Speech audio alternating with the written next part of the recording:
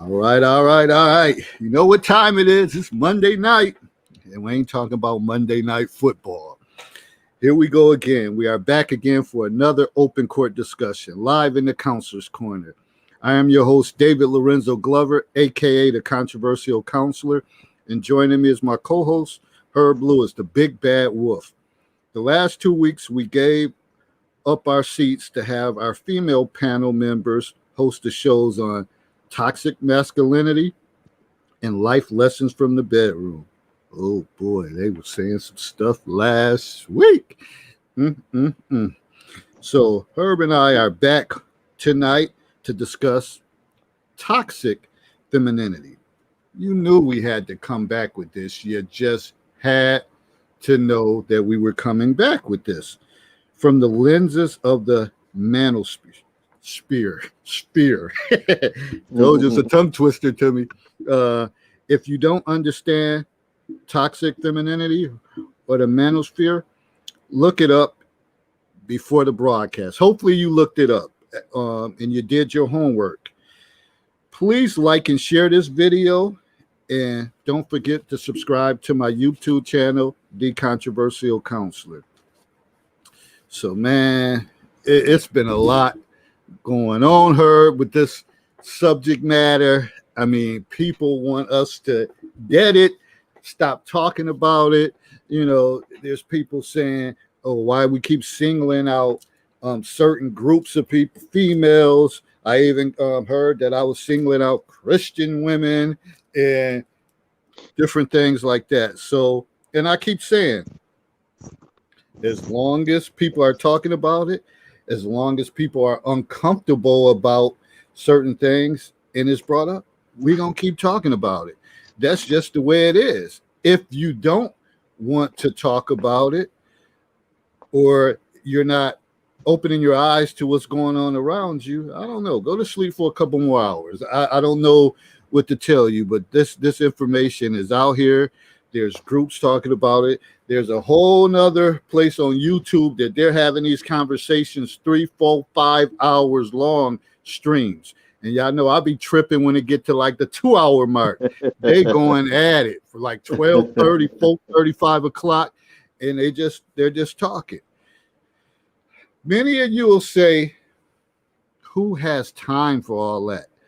But again, sometimes those productive conversations may be watching a football game or watching a reality show, because you may be getting some productive information.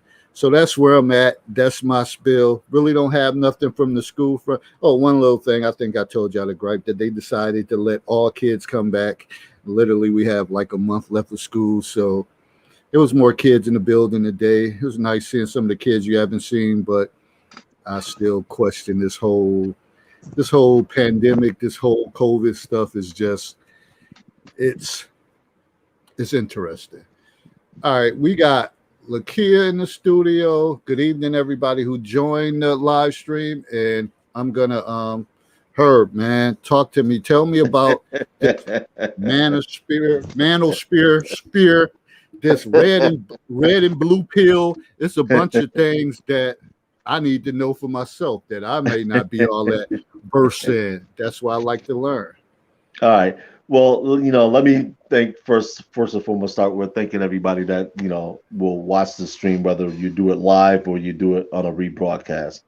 And before we get started, I want to make this crystal clear. What we are going to discuss is a male reaction to the way Western culture, which includes the courts or any legislation, any social dynamic, or any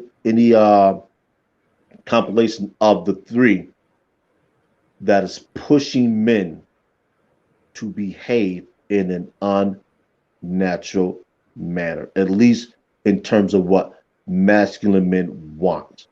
So this is not, I repeat, N-O-T, not an attack on women. I can't stress that enough. So if you thinking that this is, I I'm here to tell you that it is not. It's a reaction. The same way you will pull your hand away from a hot stove without thinking about it, this is what the manosphere is about. It's a philosophy for a lot of people, well, a lot of men actually, in terms of, we're not going to take it anymore. Men have been feeling that they have been pushed around, being forced to do things that they should not have to do. Okay, so I just want to make sure that that is clear. Once again, I'll say it again for the people in the nosebleed seats. This is not an attack on women. This is a response to cultural issues that men feel are unfair and is putting men in a position that they have to make a decision. And this, for some, is the decision in the road that they're traveling. First thing I want to get out is what they call MRAs. MRAs are men's rights activists, and it's just what it sounds like. There are people who are advocating on behalf of men, whether they're talking about the unfair or sometimes the punitive nature of child support, whether that's being stripped of your driver's license, not being allowed to get certain jobs because you're behind on the rears. And this is not to say that men should not have to pay child support. I don't think there's any man walking this planet that feels he should not have to produce and financially support his child. But when you start, because the Constitution strictly forbids debtor's prison. So when you send a man to jail for not being able to pay a debt, that's exactly what's happening. The Constitution is being violated, but nobody says anything about it. So this is in part what men's rights activists are talking about. Child support, the unfair punitive measures, and all the things that go along with that. The second one is blue pill thinking or blue pill behavior. Blue pill behavior is what is termed as the way men operate now, meaning that men go out, earn money, go home, take care of their kids, take care of the wife, make sure that everything is provided for the way things were before the advent of women being able to work. It's not good, it's not bad, it's just the way that society ran. Women stayed home, took care of the kids, the house, made sure everything was in order. Men worked. That was the era that we were in, almost like the Victorian era. Okay? Now, we get into what the red pill is. The red pill is the knowledge of female mating strategy. In other words, it's the understanding of how women choose a man now that women have the ability to go out and earn. So women are looking for the man that their beauty, their femininity, and their age and their ability to reproduce can get them. They're looking for the highest value man, no matter how attractive she is or she may not be. That's what she's looking for. no matter how Red pill attractive. rage is what some men go through when they find out that they have been sold a bill of goods and that women still want the traditional lifestyle while still being able to live a modern life. These are some of the things that Kevin Samuels talks about on his show. If you can sit through his shows, because his shows they range from 2 to 3 hours, and sometimes you'll get women that come in there and they're combative one way and they'll leave thinking another way. So I always encourage people, him, Obsidian Mamiya Ali, he's on my friends list. Um, Alan Roger Curry, I've mentioned before, Alan Roger Curry writes a lot of material on dating and how for men to vet women for whatever it is that they want. There's O'Shea Duke Jackson, who's a huge he's just a huge pillar in the black manosphere. There's Rollo Tomasi, who talked about these things at length. There's Turd Flinging Monkey. There's a host of people. Some of the people I haven't mentioned, I haven't forgotten your names, but just for the sake of brevity, I can't get through everybody. And then there's SYSBM or SYWM, which stands for Save Yourself Black Man, Save Yourself White Man. Also, an offshoot of that is what they call passport bros. The the rationale behind this is that Western culture women and their behaviors have become untenable to men who want a traditional family. If you look at the rate of divorce, infidelity, or the potential to have a child put upon you in terms of paternity that isn't yours, all these things are being considered by those men. So you have all these factions that come together to form this philosophy, and men are openly discussing these things on multiple platforms. You see it on Facebook, YouTube, Twitter, Instagram. I don't know about TikTok, but these are the subjects and the things that men are talking about. Like I said, they're doing it openly. So it's not a secret. It's only a secret if you haven't heard of it, or if you have never discussed it, or you've never heard anybody talk about it. So I just want to put those out there before, put the definitions and the words and the terms out there. So when we talk about them, that people understand what they are. Like I said, once again, this is not an attack on women. This is a response to men believing that they're getting a raw deal in Western culture. So, so Herb, when you think of the word toxic femininity, what does that mean to you? What does that look like? And toxic femininity really can show itself in a lot of different ways. Some of them subtle, some of them not so subtle. We when we did the show with toxic masculinity, there was a talk about the shaming language. But with women, it's like I said, it's not as aggressive. It's almost a passive aggressive to where you're talking about you're not man enough to handle me.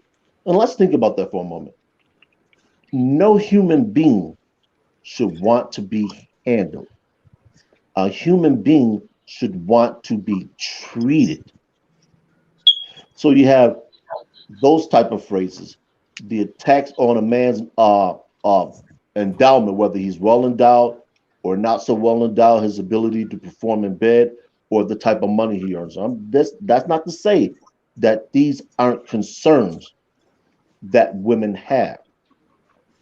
The problem comes in when they're being used as weapons to try and destroy a man's confidence.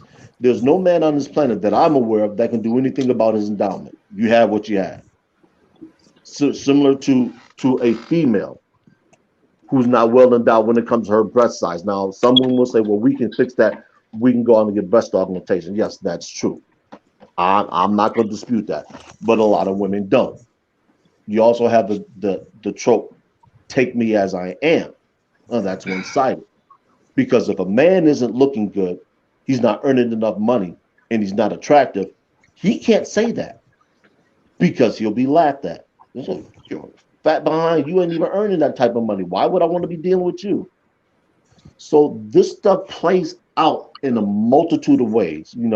There's also, when a man, because men are still expected to approach. And when I say approach, men are expected. Whether they do it or not is a different story, but they're still expected to approach women for dating. They're still expected to pay for dates. So if we're moving to a truly equal society, then when do those rules go away? All right, we got the ladies in here. Lakia, how you doing? Mo I'm folks, doing Red, well, how you thank you. doing? Tiffany, What's going Scorpio on? T, Rebecca, girly girl. But Lakia, you was in here first, so talk to me about what's going through your mind on anything that was said at this point. Well, it was a little funny to me at first to hear Herb say that men was feeling that way, but not to be, heartless and think men don't feel that way, because some men probably do feel that way. Some men have encountered these acts from women. I don't doubt that, but it's just kind of hard to believe at times because men are usually the more masculine, the more, not so the tough guy, not so much of being pushed around. Um, but I have heard men being called henpecked men when they have women in their life that call the shots, and whatever that she says goes. And yeah, she could probably be a little abusive with her mouth, but I feel like if a man didn't like it, just like if a woman didn't like it, then they need to remove themselves out of the picture or out of the situation if it's something that they are tired of or don't like. There's a lot that you shared, but I remember listening on Anwar's show. There was a guy named Roger, I believe his name, that was on there, and he gave so many gems that I might have to try to follow his show for a minute because he gave a lot of gems yesterday in sharing how if we could just not just look at, not that things don't happen, but it's people needing to just have more compassion towards each other. So that's what I got out of it. So basically, what I got out of it was we just need to have more compassion. We need to have more counseling. We need to be more in tune to who we are as individuals. And if we don't like it, we need to remove ourselves. But if someone that you love, then you need to have some counseling. Counseling, I'm so more into counseling now than I have ever been. Um, and start facing some things as to why they are in your life. So what I would say to these men that are dealing with these situations, why are you allowing them to continue? And you need to seek counsel, wise counsel, to help you figure out where the root cause of that's coming from to allow that to happen in your life. Well, to answer that question is the conditioning. Men are brought up, especially in Western culture, men are brought up to believe certain things. And that's where the red pill rage comes in. When you discover that when you the whole girls are sugar and spice and everything else, when you find out that that isn't the reality, that women can be duplicitous, they can be underhanded, they can be sneaky, you explode.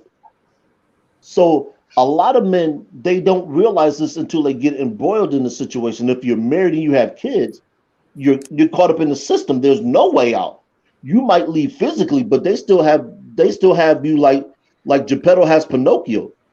So even if you walk away from a marriage in the terms of divorce, or she divorces you, you're caught financially. So you can't leave. It's just not as if you can pick up and walk away and that's it. This is what we were talking about with the men's right activists, is that how can a man, let's look at it like this.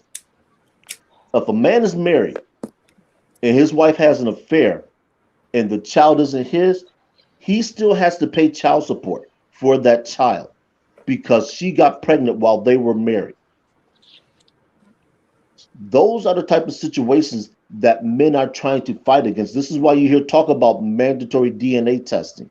So those type of situations can be dealt with adequately and fairly so the individual that's responsible is held accountable. But until those laws are addressed, there's nothing that most men can do. This is why you see a lot of men that are opting out of marriage. And I know some people will say, well, women now, we're not thrilled about getting married either. I'm not discounting that. There are a lot of women that would like to be married. I don't know what the percentages are. I haven't really looked into that. I've heard some preliminary reports from a couple of different people on some different things, and I won't get into that because it's really too subjective. It's not concrete enough for me to use as a talking point. But you have a lot of men who are just saying, you know what?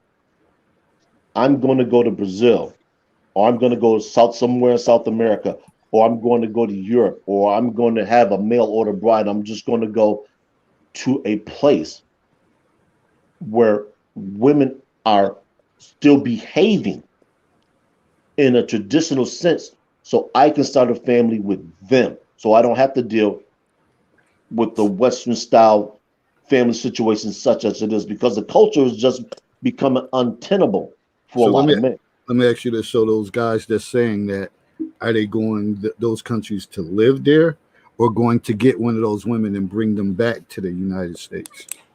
Well, that's the problem that some men are running into. They're telling men that if you do go overseas, whether it's at, like I said, South America, I forgot about Africa as well, or Europe, don't bring the woman back here because eventually she's going to adopt the mentality of the Western culture. It's like the old I can't remember if it was Raw or Delirious where Eddie Murphy did that skit. And I'm not gonna go through the whole skit, but that's the danger that men are actually actively contemplating when leaving. Some are just going down there to have sex, and the sex trade is going to be what it is. That's And there's some crazy. men that are actually going to seek a bride, so he can have a family and raise his family the way that he wants that family to raise. Some men are engaging in polygamy. So I mean, there's a couple different ways that men are dealing with that. Now, speaking of that, I did have someone tell me. I'm not gonna say his name, but he said, he's like, you know what, man, Dave, C2, whatever he called me. He said, man, I'm done with this marriage thing. He was like, actually, he said, I'm looking to have two women. He said, I'm looking to have two women. He said, and I hopefully they get along and we can work this thing out. He said, because this one woman and us, I ain't got time for that. So he's looking for two. I don't know if that makes sense, but that's what he said. He was like, he's looking for two.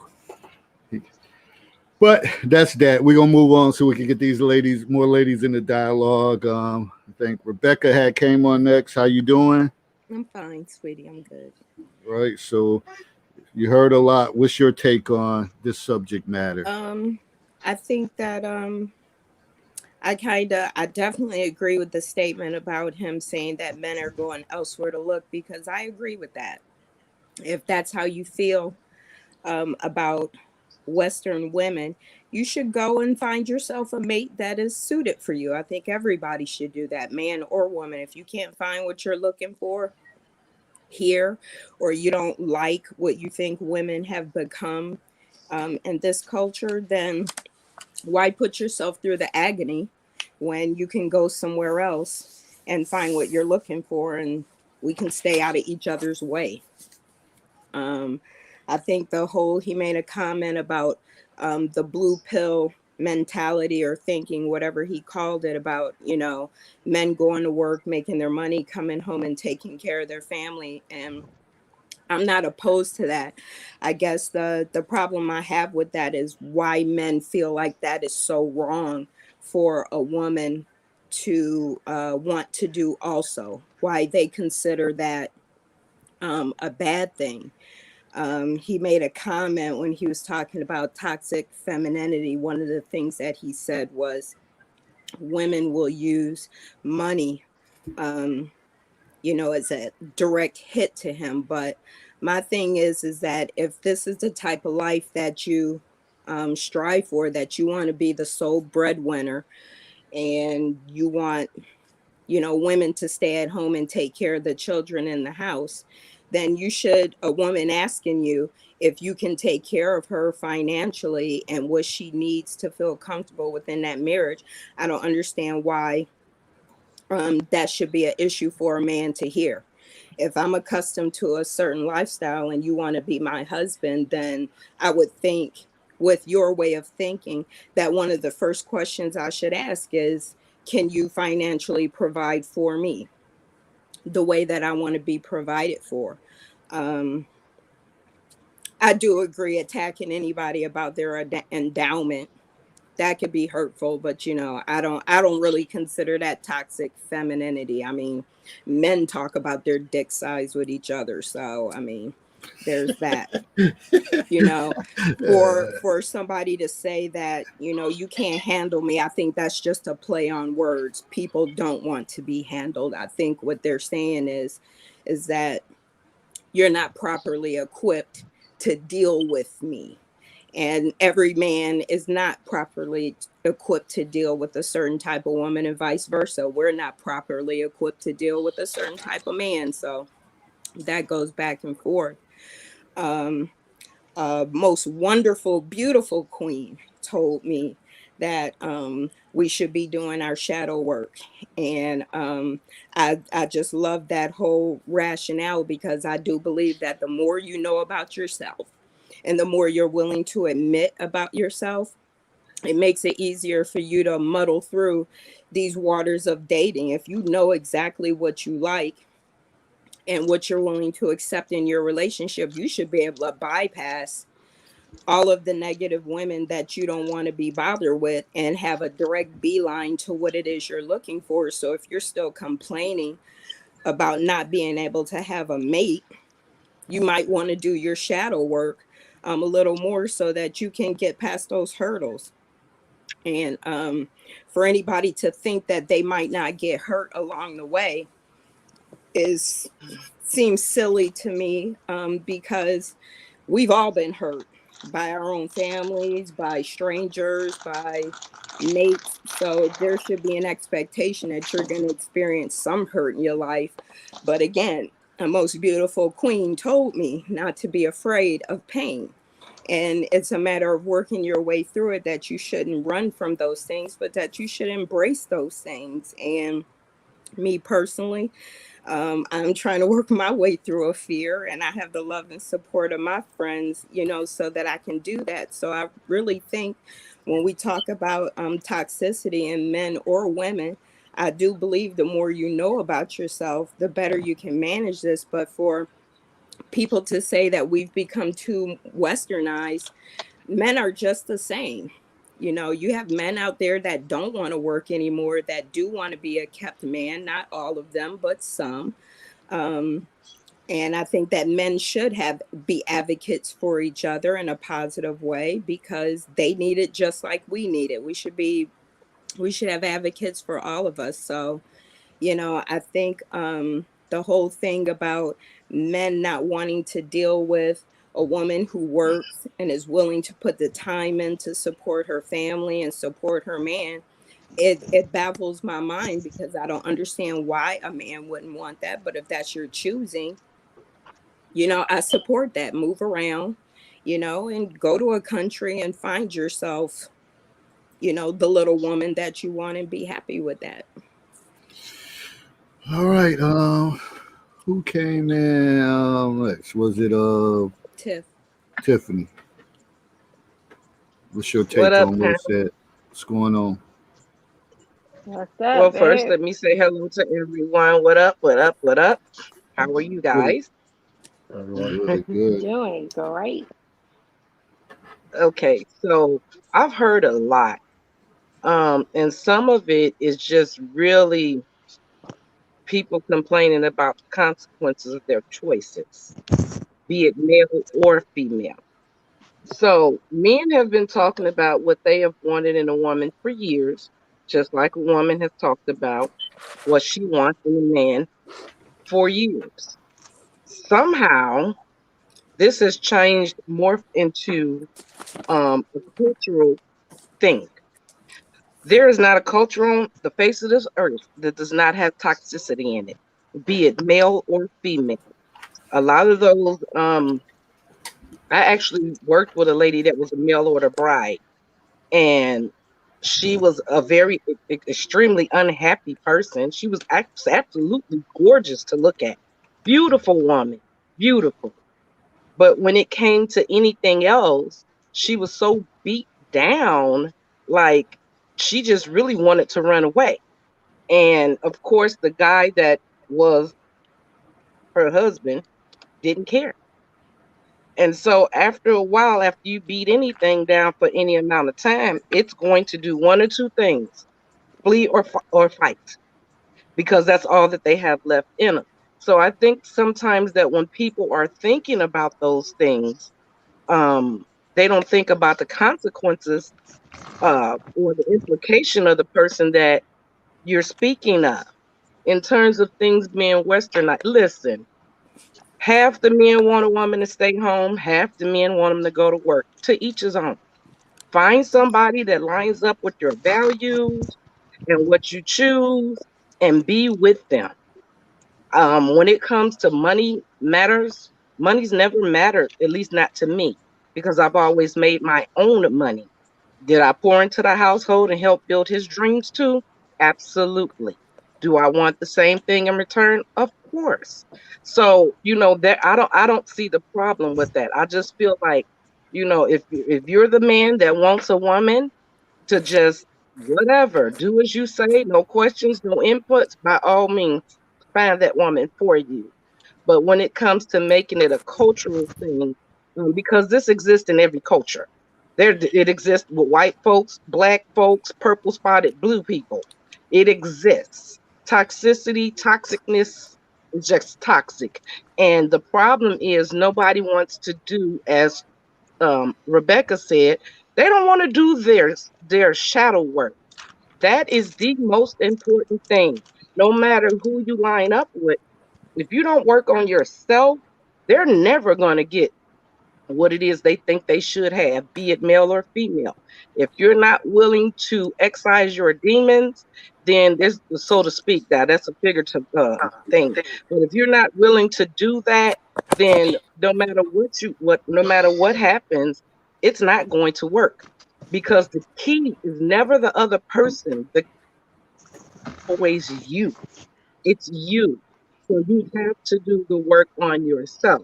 I can't say um, to someone, this is what I expect of you, but yet and still I have nothing to give. So if I have nothing to give, I shouldn't be entering or looking for anything or anybody other than getting myself I couldn't hear together. you. Come here. Okay. When someone says to you, this is what I need, you always have the choice of saying, I cannot provide that. So we don't line up. Be it if male or female. If I tell whoever I'm dating, I need to be hugged 25 times a day in order to feel safe and secure. He has the choice to say, listen, I'm not hugging you 25 Yeah. times a day.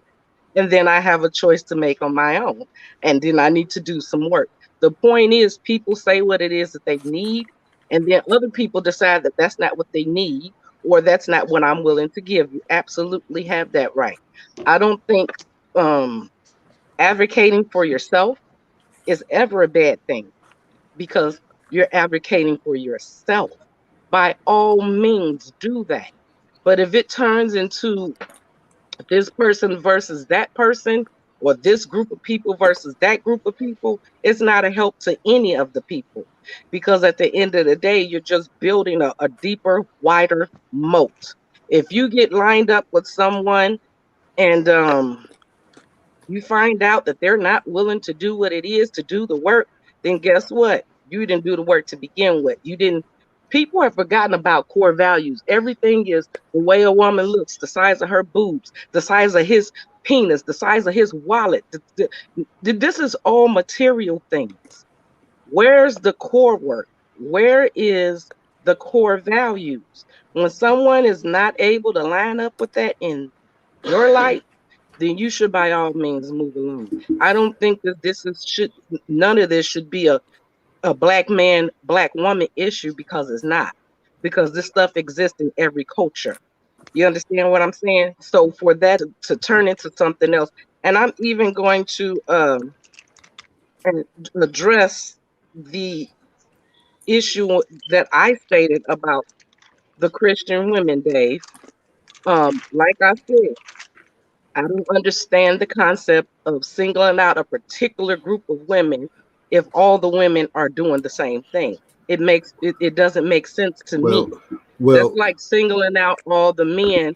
That's like saying every out the group of 100 men, 100 of them are doing the same thing, but I'm gonna pick the three of them and pick on them. It's almost like a bully tactic, well, in well, my Well, if a opinion. certain scenario was brought to me, and I've been doing this for 6 or 7 years, that's how I wrote my book, based on scenarios brought to me. And they said specifically Christian women, that is what I use. I didn't use other things. So you have to understand the background information before that. So that's what was used. They didn't ask about anything else. whatever this particular individual, they wanted, obviously they was dealing with some woman in church, Christian woman, and they wanted to know that particular group. So that's how that went about. And that's absolutely fine. But the point of a conversation is to grow, understand, and learn. If ain't no Christian women addressing it, then you still don't get an honest answer from a Christian woman. The point, anyway, the point of the matter is when you start singling out any particular group that's doing the same thing. Somebody made a comment about Black women being the matriarchal society, and in the U.S., which is also not correct. That's not correct. Well, But see, you let people. see, the thing is, when you say other races are doing it, right now we have and it might be other races listening to this, but right now we're all black, and we deal with home first. We're trying to deal with issues in our community first. We know what's going on in their house, and they may be handling it in a different way, but we have to somehow find out how do we work and handle and navigate through this with our race. Well, the reason why I addressed that is because it was addressed prior to me speaking in saying that people are going to other cultures to find their mate. Therefore, I address that matter because if you're going to other cultures, you need to understand that these things are happening in other cultures, and it's just a stereotype and a fallacy to believe that they're not. That's what I'm saying. Oh, yes, All right. definitely deal with home, but home has to want to be dealt with. I'm not the type of person to beat a woman down. I never have. I don't feel a competition with women. If I see a sister looking, I don't care who she is. She could be purple spotted blue. If she doing her thing, I'm a pat on her back, congratulate her, and try to help build her even more. I do the same thing with men. Brother, if you out there and you doing your thing, here you go. But what I'm not going to do is give anybody a hero cookie for doing the bare minimums. Some things are just bare minimum. So you're not going to get a hero cookie from me, as I don't expect one from anybody else. Now that's Let me just jump in here my for a moment. We get bogged down in a nuanced discussion when we're trying to have a general discussion, and I keep saying this, and I always get pushback. We understand that everybody on this panel has an individual story, but it's not the individual story that controls or runs the collective. If we can't get past what we do as an individuals and look at the communities, and granted, everything does start at home, so there is some individual accountability that has to go on. But if we don't look at the overall culture in which we all live in, we will never be able to address the overwhelming majority of the issues. And that's what Lorenzo is speaking about. I've mentioned the Monahan report often on the show, and very few people have sat down to actually understand what the Monahan report chronicles. I've also talked about how affirmative action was supposed to be a jobs program for Black men, but that was subverted.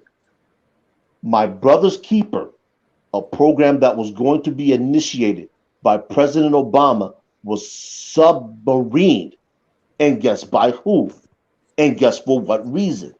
The same thing with Ice Cube when you talk about the Black Plan.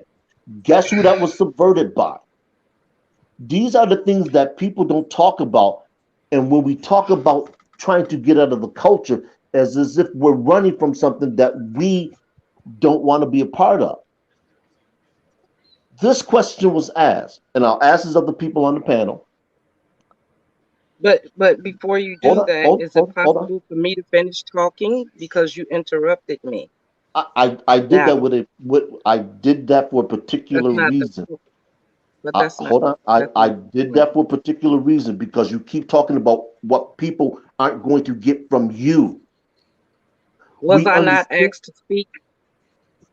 Once again, you keep talking about what people are going to get for you. So every time we have a general discussion, it always reverts back to the I, as if the I runs the show. It doesn't. I am going to finish my statement as I was No, doing. I understand that. But When what I'm trying to when you get people talk to about understand is when you what I'm talk trying to about get people to culture, understand when you talk is about that the culture, overall reaching effect. there is always a variance within the culture when you're speaking of culture.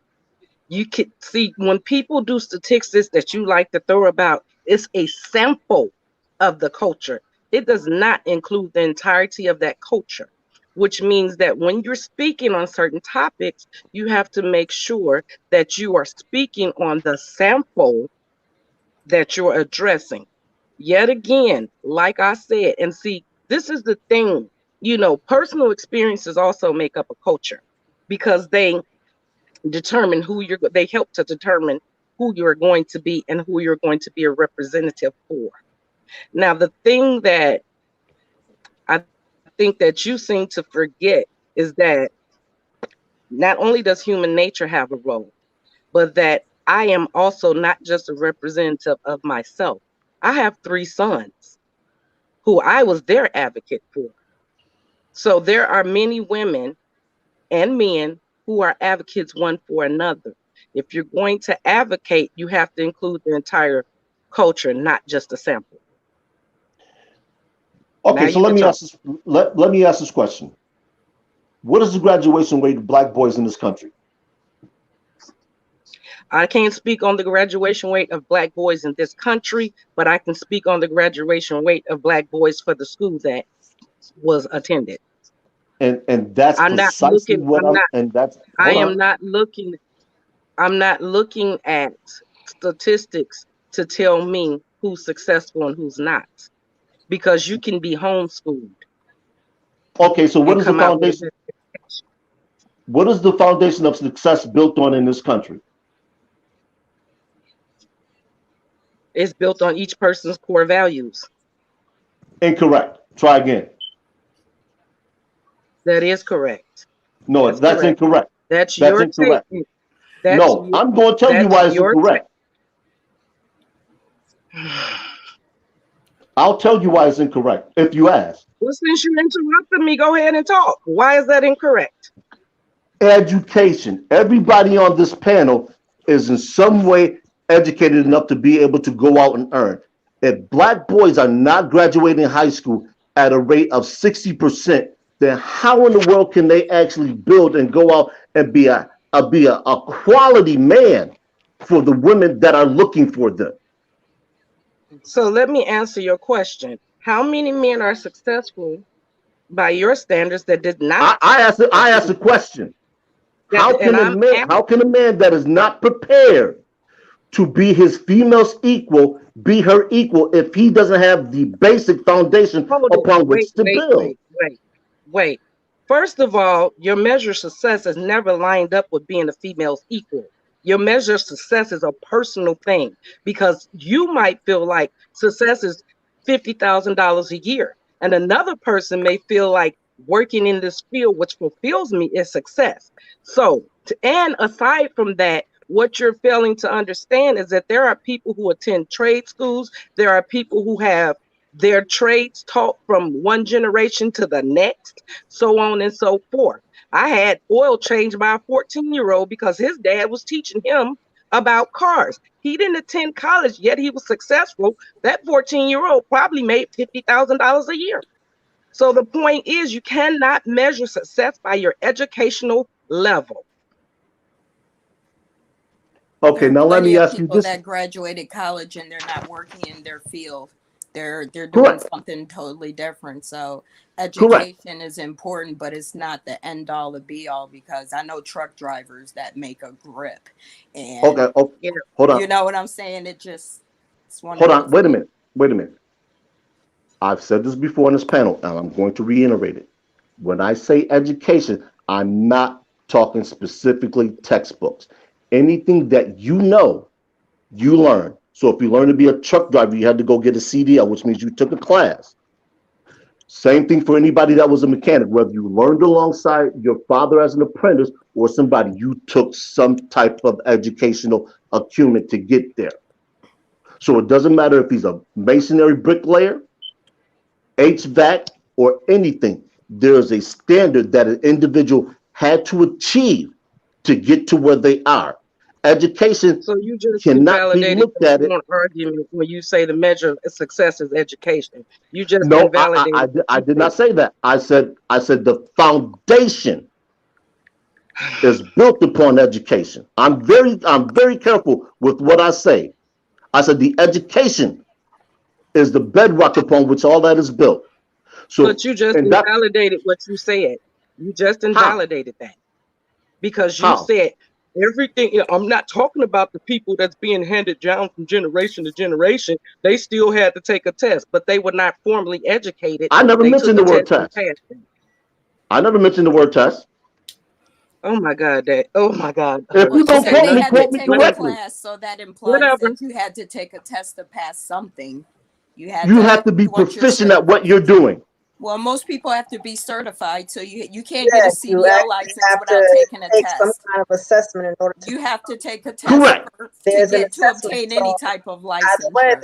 it's a test, assessment, whatever you want to call it. Yeah. They still have to do it to prove that they have the knowledge to complete whatever job it is that they take on. Okay, but keep in mind, I was addressing her comment when she talked about the 14-year-old boy changing her oil. To be a mechanic, To be a licensed mechanic. okay, yes, you're correct. But what he did not have to pass a test. He had to be proficient enough to do it. I know men who can pull car engines who never stepped foot in a classroom. Which This is means why I'm that always education shouldn't be the sole um part of your foundation Criteria. for whether or not you're successful. There are people that mow lawns for a living, damn it, Exactly. here in Texas, just getting paid, and there's no test for that. All you got to do is buy a lawnmower and get your ass out there and work. Hard work should be a measure of your success, no matter what you're doing in life. If you're a maid, there's no test for that. You just go out and actually, clean but houses and take care of folks, and you can make money. So it shouldn't be. I understand that education is important, and if black males aren't graduating high school, that they're putting themselves in a deficit situation. But education can't be the end all to be all, because there are plenty of lay people out there that are making it work based on just what they know, never having taken a test or having to prove their proficiency to anyone. One thing, but you know what? Hold on, Dave. But you know where the proficiency test comes in? When they're approved for the job, they get paid for it with no issues. They get a call back, or somebody refers them. Yeah, that's for those jobs that require that, but you have plenty of No, families, no, like she no. said. That's If your grandfather owned a repair shop and he taught you as a young boy how to do it, and he hired you on never having your licensure, and you just worked to work, plenty of people do that. If you want to work for GM, you got to have you have to have a class and have passed the test and prove your proficiency. But there are a lot of lay people out here working in this day and age, never having gone to school. They just see, know let's how to do what they know how to do. and once again, this is why I keep saying, stop making education about school. You I did can't. that. That was I your know, statement. no. I listen, responded I to it. go listen. ahead, Dave. I'm gonna agree with Lorenzo. He said, "What about toxic femininity?" That's the original point. We need to Absolutely. drive it back there. Need to All he's guide the trying to bus say is back that there. toxic. No, what he's trying to say is that toxic femininity is presently on display here on the panel, Yeah, which that's is what he's trying to say. definitely not on display here because I don't see any woman up here bashing any man about what he is or isn't doing. You're just pointing out the facts of these are the things that we have heard from men that you want a woman who stays home and takes care of the family, but in the next breath is I gotta take care of her though. What do you want? Do you want a woman who works? And I mean, a woman can work from home and make her own money. But some men don't want their woman to work from home and make money. They literally want her to focus on the kids and only the kids and nothing else but the kids. So All right, when it go ahead. I'm becomes so sorry. when it's a situation like that where her sole job is to make sure the house doesn't fall apart, make sure the bill, well, in some cases, the woman manages the bills. That's another thing, but that's another topic. We'll touch that in a minute. If her job is just to take care of the kids, make sure the house is clean, and dinner is done by the time he get home, when she say, honey, I need a new pair of shoes, it should never be an issue. I need a dress, it shouldn't be an issue. I need nails done, I need my hair done. You have taken her ability to make money for herself off the table. We should never hear a man complain about having to take care of his woman when he set the standard that me as the head of this household will be the provider. Then why is that ever a topic of conversation? Because it comes up a lot. And I'm just curious. I want a man to explain that to me. If you want your woman to be that follower who takes care of the house and does all these things, then why is it an issue when it's time for you to pay the piper and do what you're supposed to do as the head of the household? Now the question becomes this: the average man in this country, the average man, is earning somewhere between $40,000 and $50,000. That's the average income for a man. So what I'm hearing, correct me if I'm wrong, is that if a woman wasn't married, she didn't have kids, she would be able to go out and earn, get all her beauty needs taken care of, provide for herself, and do everything else while earning slightly less than a man. Because across the board, men earn more, no matter what class they are in. That's not what I said at all. Hold on. That's not even close to what I said. I know what you said. Hold on. Now I'm about to have a good laugh at your expense, but go ahead. Hold on. So if women want men to do that, and that's not wrong, how much is a man going to have to earn to do that? Whatever it takes to support his family. There Because you that's go. what you want. He's Because gotta do in the end, whatever it takes. that's what you want to happen. So you should be willing to work 2 jobs, whatever it is that it requires you to take care of your family. You should be willing to do that if you don't want her to contribute financially, because most of us do want to contribute financially and take care of our man and have our man take care of us and raise a family and all those good things that we want. And if your way of thinking is to take my ability to make money off the table, then I should be taken care of the way that I'm supposed to. And if you can't afford to do that, why are you mad that I want to work? Or why are you mad that you can't attain, that type of woman? Because it doesn't make sense. And I'm like everybody else. I want it to make sense. And I agree that you can't complain that a woman is a gold digger, because again, a beautiful queen said we should be digging for gold. Why should I be digging for coal? So if that's what you want, how come you're not willing to do everything necessary like your grandfather and great grandfather did? They worked themselves literally to death. And so see, why aren't you willing to work yourself to death? And that's where the trap comes in. How is that a trap, though? I'll explain. I'll explain it to you in a moment. No, my take. Women want that type of treatment, but they're not behaving like their grandparents did. Well, okay, because we don't want to be like our grandparents. We want to work. Wait a we minute. want to contribute. Let me interject. Hold up. Let me interject. We gotta get Mofo in here sooner or later. Let me interject. She's been on her best behavior. Let me say this also. If men want the standards of old, they have to be willing to accept what comes along with that.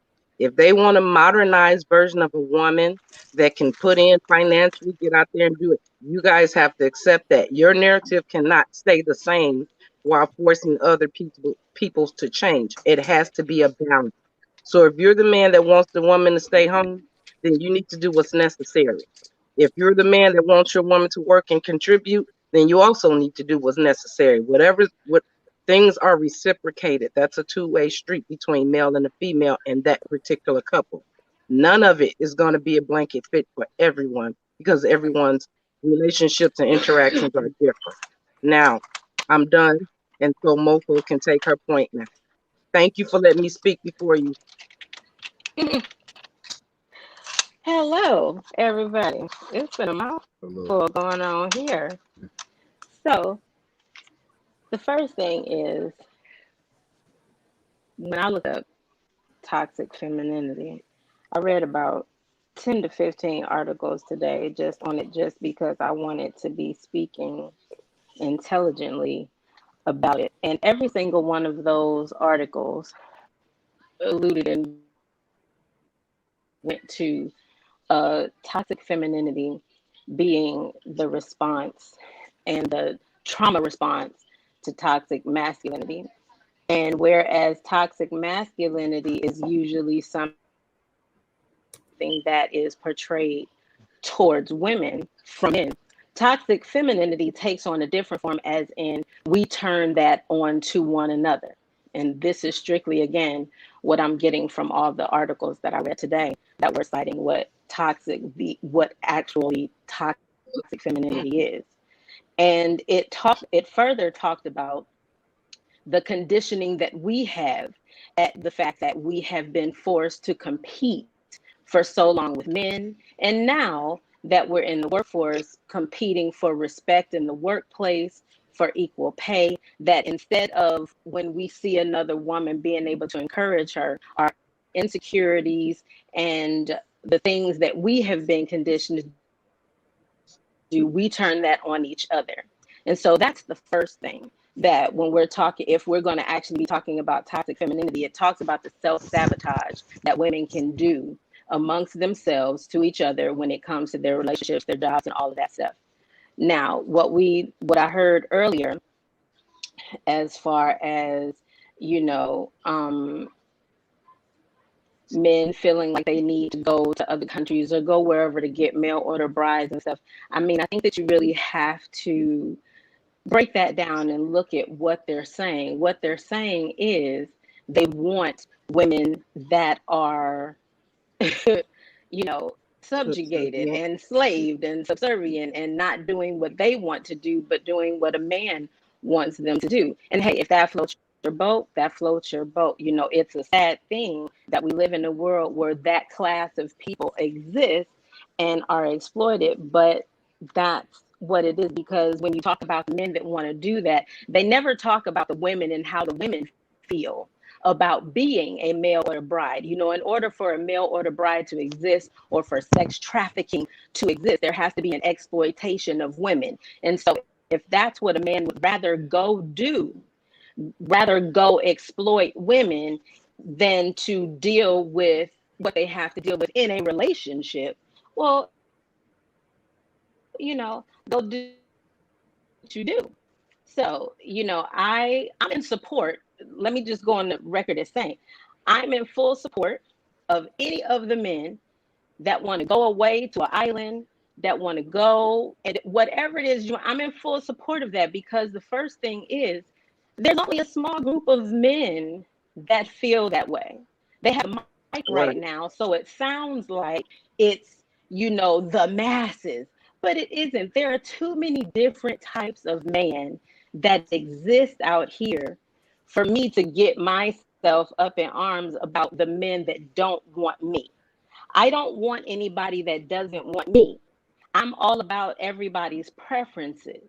We live in a society and in a culture now where we pay much more attention to the mofos that don't give a damn about us than we do the ones that are right there in our corner that are ready to support us. So just for me, I'm all for anybody who wants to get the fuck up out of here and leave the rest of the same people alone. Go do you. Go be who you are. Go Yeah. live your life. I hope you find her or him, for the ladies, because there's some ladies that think like that as well. That, you know, hey, if we just go somewhere, honey, you're gonna go by yourself. I'm not going on an island with any other women. You know, I'm not gonna do that, because we gotta be fair. And Okay. since we're talking about toxic femininity, yeah, you know, there are some females that are ridiculous. You bitches are ridiculous. Not only do you turn on your sisters, but you do give the men of our generation fuel to their fire. That's what you do. But at the same time, we have to recognize that that's just what it is. To judge a whole class of people by the worst of them is just the dumbest thing that you can do. It's a sign that you haven't matured enough to understand that, yes, you're talking about a specific class of people, and there's a specific way that those people can be dealt with. You cannot lump everybody in to that. Just like when we spoke about toxic masculinity, and I pointed out that there was a difference between masculinity and toxic masculinity. It is the same thing with toxic femininity. There's a difference between femininity and toxic femininity. Just because you don't like how someone's femininity is making you feel doesn't mean that she's being toxic. In the same way that I made that same exact assertion with the women when I talked about it, just because a man is doing something that you don't feel good about doesn't make him toxic. So that's where I'm at with that. All right. We'll move it back to her. But see, this is why I was, with the show title.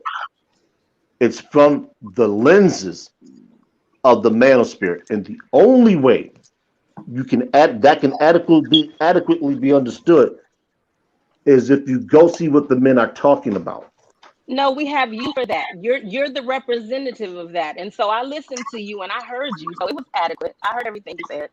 I just didn't agree. Absolutely. But We don't hold have on, to agree. but the article, the feminism, women's feminism is a selection of women. It is not a representative of all. It is a sample. So is the manosphere. the article that you were citing, Saria, was written by whom? Or the articles? I didn't cite one specific one. I said that I read about 10 or 12 articles today. Yes. Who were they written by? I didn't cite them. And that's so my I can't point. give you an answer. What's your point? That was your question. What's your point? If those articles are written by somebody, particularly a man or a men's right advocate, then they're not writing those articles from the perspective of the men who want equality in the system. They want to be able to say is that everybody has a difference of opinion. No, and so this is what I'm talking about. I read about 10 to 12 different articles. There were some that were written by men. There were some that were written by women. But for you to try to censor anybody that has written their take on it, everybody has their take on it. I've already said that I understood what you were saying because you were representing what the Manosphere article was talking about. And I understood that. Someone else, about 10 to 12 other articles, had something completely different to say about it. So I don't take away anything that what the Manosphere is saying. I understand it completely. I just don't agree. And that's okay. I don't have to agree because right now I'm on a fact-finding mission too, because I like to hear what different people have to say about different things. So but I don't have to judge whether what you read was right versus what I read. I'm just telling you what I'm citing. Do y'all mind if I address this comment that's up on the screen? Hold on, wait a minute. This is not about agreement or disagreement. This is about understanding. If you're seeking to disagree, then you already missed the message. Whom are we speaking to? Are we speaking about Lorenzo's? Are we talking about Lorenzo here? No, I'm addressing what you just said, Saria. I haven't looked at what Lorenzo wrote yet. You can understand something and disagree with it. Wait a minute. You can understand something completely and disagree with it. It is not an issue. Listen, to embrace somebody's cause does not mean I have to agree with your cause. It means that it has to have some sort of validity for me to embrace it. It does not mean I agree with it. And that's secondly, the catch. In response to Lorenzo, you are making assumptions because none of us have stated anything that should make you think that we're deflecting. What we're doing is representing the sample of women. I told him what the 10 to 12 articles said about toxic femininity. That's what the 10 to 12 articles that I read said about toxic femininity. It talked about where it started, what it was a response to. So how do you talk about one without talking about the other? Because But they it exist. doesn't matter. You know, he has his opinion, They and that's cool. exist They in exist the. together, and you can't. Go ahead, Saria. Go ahead. I'm sorry. No, I'm sorry. I was interrupting you. Go ahead. They exist independently. That's why. I say from the lens of the manosphere, the men want to be able to go out and earn. No question about it. They want to be able to Men provide. can go out and earn. They can't. They can. What's stopping them? What is stopping you? Because they don't have the ability to. Whether it's their poor. Why don't they have the ability have the to? ability to? You still have not answered her question. If I stop getting interrupted, I'll answer. Whether they don't have the skill set or jobs aren't available. The middle class in this country has taken a beating over the last 20 years, and the people most affected are men, middle income earning men. So when that segment of the population is affected, you're going to have disgruntled women who are speaking as you women are, who are saying that the men can't provide the Not basics. disgruntled. That's not what they're No, saying no, at no, all. no. We're talking about men that don't want to. Just using Are you getting me dissatisfied, now? disgruntled, unsatisfied. Well, I'm saying not that trying to. I'm not any of those things. I'm not trying to label anyone. I'm just speaking. You did. You just labeled us saying disgruntled women I like just said I'm yourselves. You not just did that. trying to. I think you don't listen to yourself when you talk sometimes, but I just no said one is. I'm not trying to. Define her. said Okay, that. got You it. just We got it, said Herb. it. You weren't trying to. Got it. So here's where I'm I'm at with that. When you say that Wait a two minute. things exist That is independently, yet again. Sherelle, these let are me two say things. this. There's yet again an assumption being made when you say women are disgruntled and women are speaking and all of this. That's an assumption for a certain class of women. These women up here, we're making our own money. I'm a married woman, and let me finish. And listen, I don't have a cap from my husband. So when you're speaking about a certain class of women, I absolutely have the right to speak on a certain class of men. There's neither one of you are married, so you don't have that same type of relationship and communication towards another individual as a man that's married. There are no men up here that are speaking on that. There is nothing that is stopping any man nor Been any running from it. woman from earning money other than themselves. Now, the amount of money you earn is totally up to you. If you hungry, you go get it. If you're not, if you're out there to do your thing, there are men who are independently earning money and depends on nobody. And if you're talking about the middle class, that has nothing to do with the black woman's attitude. That has everything to do with the powers that be in this country. They're providing the divide by setting the standards for what job pays this amount of money. This is it seems like it's a um it feels like there's a lack of accountability for things. Know what I get, and I was quiet. I think from what I see, when I observe, when we went through the toxic masculinity, I think we went deeper into it, and the discussion had greater value. But it seemed like we at an impasse on this one because everything that's thrown out there, no, we not this, we not that, we not going there. It seemed like we can't get nowhere. Where But are you trying So to when get you to? What is it that we're exactly trying to get to? we're trying to my get next to. question. Yeah, like you keep saying that it appears that we're just kind of skating across the top. What is it that you're really trying to find out about toxic femininity, or what is the point that you're really trying to drive home about? I'm looking at the comments, whatever, and it Basically, seemed like that people are women saying emasculate men, and essentially Well, we're the I want ones to hear that what they make got to them. say. That's what it What feels like. what This is do where the this is two of going. y'all think that we're missing? What's the point that you think we're missing when it comes to toxic femininity? It's not addressed. Yeah. Plain and simple. What did you Address it. say? But what about it Deflection. is It's what about it that we're not getting? What is it that you think it's we're not missing? addressed. What we are Okay. addressing. And what Let men I it be like this. literally just called out when I was Hold talking, on, and Surya. this is no, I'm sorry, I'm Surya. not gonna hold on. Give me just 1 second. This is why the statement that Lorenzo put up is a little disturbing to me. So let me read it. She started off addressing toxic femininity, but in typical Black woman fashion, tried to blame that on toxic masculinity too, started airing out her personal grievances. Why is it so difficult for ladies to stay on topic with discussions and not internalize and take everything so personally? So here's what I did. What the I did assumption. was I cited the 10 to 12 articles that I read, and I told you what their definition and about toxic femininity was. And what their assertion was that it was the response to toxic masculinity. So one, that wasn't me that did that. I let you know that I read 10 to 12 articles that alluded to that, all of them. Then it says I started airing out my own personal grievances. I had absolutely no personal grievances and actually agreed and said that I was all in agreement with anybody going and getting what it is that they wanted. And then why is it so difficult for ladies to stay on topic? I then addressed and acknowledged that there were fucked up women in the world and that they were making it harder and giving fuel to the fire of the men who felt the way that you all feel. So this is why it's a little laughable to me, because you didn't really when you talk about, well, if you're just listening to disagree and not to understand, That's exactly what he did.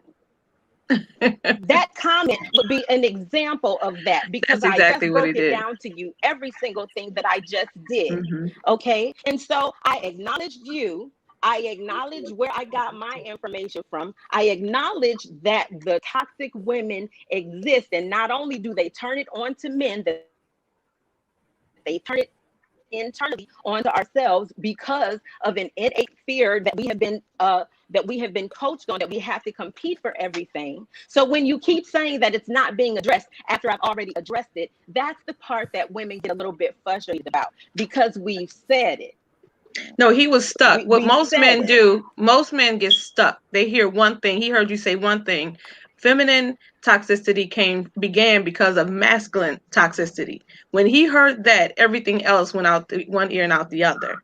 And that's what they try to say that we do. Men do the same thing, but for some reason they can boo-hoo about something and be okay. But when we say something, it's an issue. But I just wanted to just real quick to share that the thing that we're trying to, she addressed it. She said she's read articles. We know it's an Hold issue on, on both sides. Let me finish, please. stop. They are, Because no, so I'm wait a not going minute. to So Rita stop. had You're not already going to cut stop. me off to speak. I allowed her to speak. At least give me the grace as a I co-host to finish the disagree with statement. that, Raheem Gang. Excuse me. I was in the middle of saying something. If you want to, you could definitely So, say. I haven't said something in a while. I So go ahead allowed like you haven't Saria said to speak anything. because she wanted to address what was on the screen. She just did. She just did. And what did So you what do do you when you mean? got? So What did now you do you when just you finished speaking? forget it, her. Go Thank again. you. No, I'm not. I changed my mind on that. For the fact Thank that, you. let me say one thing I'm going to share with She men. said, no, I'm not. You are tit for tappers. Men always have to, they boo-hoo, cry about what they don't get, cry about, oh, somebody's treating me wrong, cry about, oh, this happened in my past, since this is happening in my life, I can't function, I can't give you what you want. Oh, no, let me just finish. The fact of the matter is, men are tit for tappers. Y'all always want to try to put it on women as if we're doing something So we're different. going nowhere, period. Guess who we got it from? We got it from you. Nowhere. We're going nowhere, period. You got it. We got it from you guys. We're going nowhere, period. So we got it from you guys. Just want to let you know. So we might as well concede that the and I'm gonna say, because there's all blacks on here right now, the black man, the black women, our relationships is pretty much dead as hell. Dead as hell. Not. Don't say that. No, Yeah, no, I mean, I'm just saying. I'm about ready. I'm on that track. I'm going to Rome. Serena Williams got her husband from Rome. I'm going to Rome. Toxic. What is it that we're missing? What is the point? Wait a I know minute. he said it's never been addressed. I just want to know, what is it? What's the point that you think that we're missing, notwithstanding the fact that no one ever addresses this subject? What is it? What is it about toxic femininity that's directly affecting these black men that you speak of? See, the thing is, we look at this panel and say, "Oh, we got it, but it's other people. They're not getting it. You see the shit that's happening in this world, and we understand. Like, we got serious issues. Because Jess is severing us in here and say, "Oh, we got it, we understand it." So But we look you're at not answering the actual question that she asked. How is this directly affecting men? They Please never answered the talk question. about we'll specific. never answer the question No, because I'm I looking at the honestly big want to picture. know. This I is no, what no, we're no, no, no, doing. no, The no, You no, we're gotta answer the question. choosing No, no, between no, You no. know what? You know what? questions. She asked you a direct question. How does toxic femininity affect men? And I'm still waiting for that How answer. do it affect men? How to affect men? Damn, Yes. you How don't does we're think it not it? affect You don't asking. men? think it affect men? Dave, before you, You don't Dave, think? give me, Yes, You me don't I think one. it said affect that. men? Give Just some give, Speak examples. on just it. give me one Speak on it. second. Just Speak give me on it. 1 second. Speak on it. Just give me 1 second. I don't have to think Please on just it. give Y'all me know I'm a 1 second. sharp thinker. I Please said just, speak, please not just give me think. 1 second. Please just give me 1 second. So here's where we at. Dave, what I want to say is that when Rebecca just asked you how it affects men, we're not asking you from a place of disdain. We're honest. We want to know. We want to know what it is that you believe that we're missing. We want to know what it Okay. is, the message is that you want to get out. So it's not an attack. It's not, No, it's none of that. It's just because I honestly want to know, because I feel like we are addressing it. I feel like after we say that it exists, and after we say that yes, that there are some women out here that are ridiculous, what is there to be done about that? Because Well, you're not going to That's why change I said people. And speak so on that's it. what I think we're trying to get to is, what is it that you want? What is it that you believe should happen now that it's out there? It's out there. We know that toxic femininity exists and that women are displaying it and that men are feeling away. So now, what is there to be done? we're What losing do her you here and believe there. that there is to be done? And I think that's what we're asking. That what the, is the I want to wait till she finishes. It's hard to know when she's finished and when she's still speaking.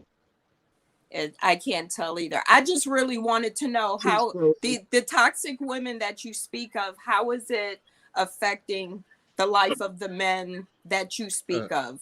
What is that behavior keeping you from doing in It's life? it's not about David or myself. Oh, but I did say the men you speak of. I didn't say the two of But y'all but personally. hold I'm on, just hold on, hold asking on, in hold on. general. This is why we It's, can't get To anywhere. me, no, hold on. Right. It's not the men that we are speaking of. What we focus on are the boys who are in the homes of these women who are being beaten down before they even get a chance to get into what manhood is. So this Hold, toxic hold, femininity is not hold on. affecting grown men. Then this is young boys. it That is affects But that's grown men. It affects grown men. But that's okay. what we're asking for, to speak for the representatives Specifically of asked grown men. about We grown want men. you He's to speak talking on it. about little boys. Then I David, want you you to answer And the we speak on deflect. question. Okay. How is this affecting the grown men the sample of the men you speak on. that Right. he's talking about? It affects grown men because it kills their damn drive or their damn passion. If you're a man and you're out there, you're trying to be the best you can be, and you got someone that's being toxic or saying things or deploying that type of behavior, shit, it kills you. It makes, I mean, never for me, because I'm gonna always keep it moving, whatever. I might be, I might. So tell me what I'm confused. behavior would I'll use myself for an example. I make my own money.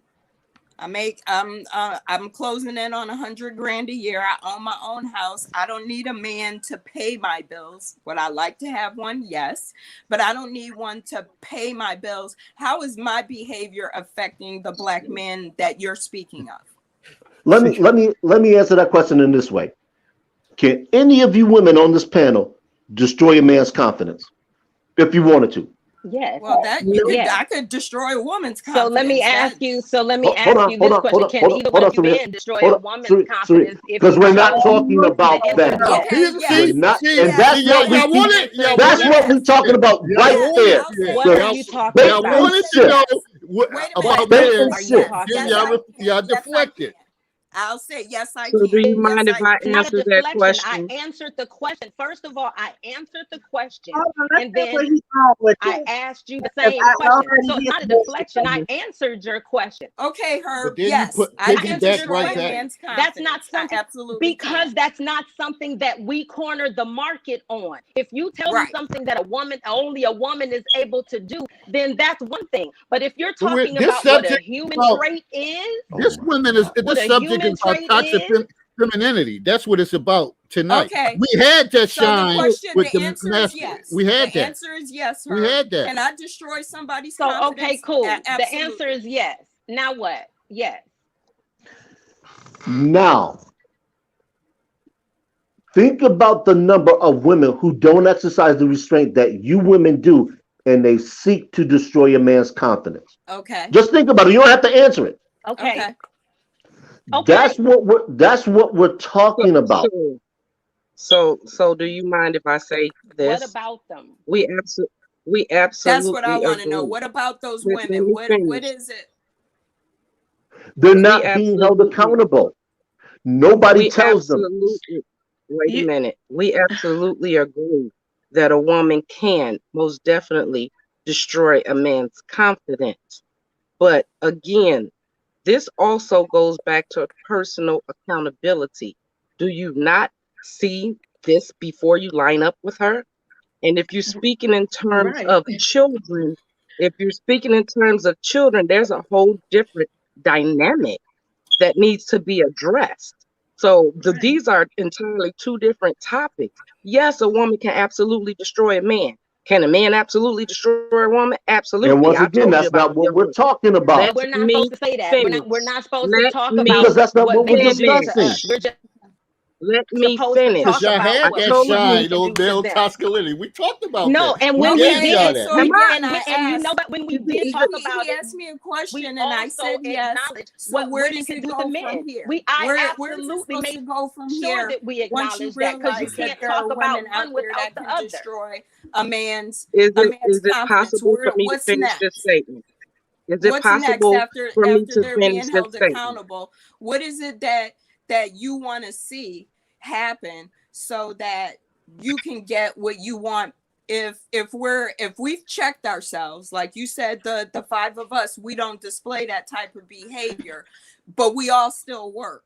So But now is but I it the let agree me fact with let that me your we let, sister. work Y'all that let makes me business us finish not the beyond appealing different. statement. to a man who wants a traditional home? Because it's not just the attitude, right? It's the fact that we have a poor attitude and we work that's ruining it for I these think, types of men that but I want think these things, Scorpio right? Can T I is trying to can I answer that finish though. I mean, can I Scorpio, finish I think my she's trying to statement? answer that. Go What I ahead. was trying to get at before I was so rudely interrupted I'm was sorry, yes, my it can bad. God. definitely it's okay. It can definitely go both ways. The point that I think this conversation is missing is the simple fact that yes, we can understand and agree without necessarily having to support the statement as it is given. The thing about toxicity is no race, no ethnicity, no gender corners the market. What is the result? After it has been identified, the result is that we need to speak one to another and teach one to another on how to eliminate certain things. The problem is that cannot be done if you just can't simply embrace the fact that fingers don't have to be pointed in order to cure a problem. When you go to the doctor, they locate a problem and they treat the problem. When you go to the emergency room, they even treat the symptoms. They don't necessarily find the core problem. We have identified the core problem. Here's my question. You said that it can destroy people. What needs to be done in order for men, as you say, the manosphere, to not feel destroyed? Who has what responsibility in that? if it's a toxic environment altogether. Because Right. as a person, if you're a man in a toxic relationship, you have to be willing to stay there and accept that toxicity. Right. What do you do as a man, a Black man, in a toxic relationship? Because if we're talking about men, let's keep it at men. You cannot cycle between children and men. Let's address the men that would teach the next generation. What is it that needs to be done? Right. They have to I'm take sorry, that was accountability. my question too. Like, where's the accountability for? But this is just it. Men do not control what their children are taught, contrary to popular belief. They don't. The vast majority of men, or the vast majority of boys that are born into this country, are with their mothers, whether you We're like back it to or not. finger pointing. What can be done? Question. Nothing. They can't. Oh, no, it can be Because done, what's the Herb. point of the They have to take conversation? responsibility for their actions. You can't, They you have can't to even take call the responsibility for being in a this is the relationship larger problem that that we is run into. toxic. And why are they in a relationship that No, is This is the toxic? largest problem you problem run that into we is that run. you don't know This what is the the solution largest is. problem that we That you don't run know a into. solution. No, it's We've no asked large you for problem. a Where is the solution and you responsibility? can't give us When do one. you This take is the largest. responsibility for That's the sitting in problem. that relationship? This Just is the like us largest women, part of the we'll say to problem somebody, that we'll say we to run some, into.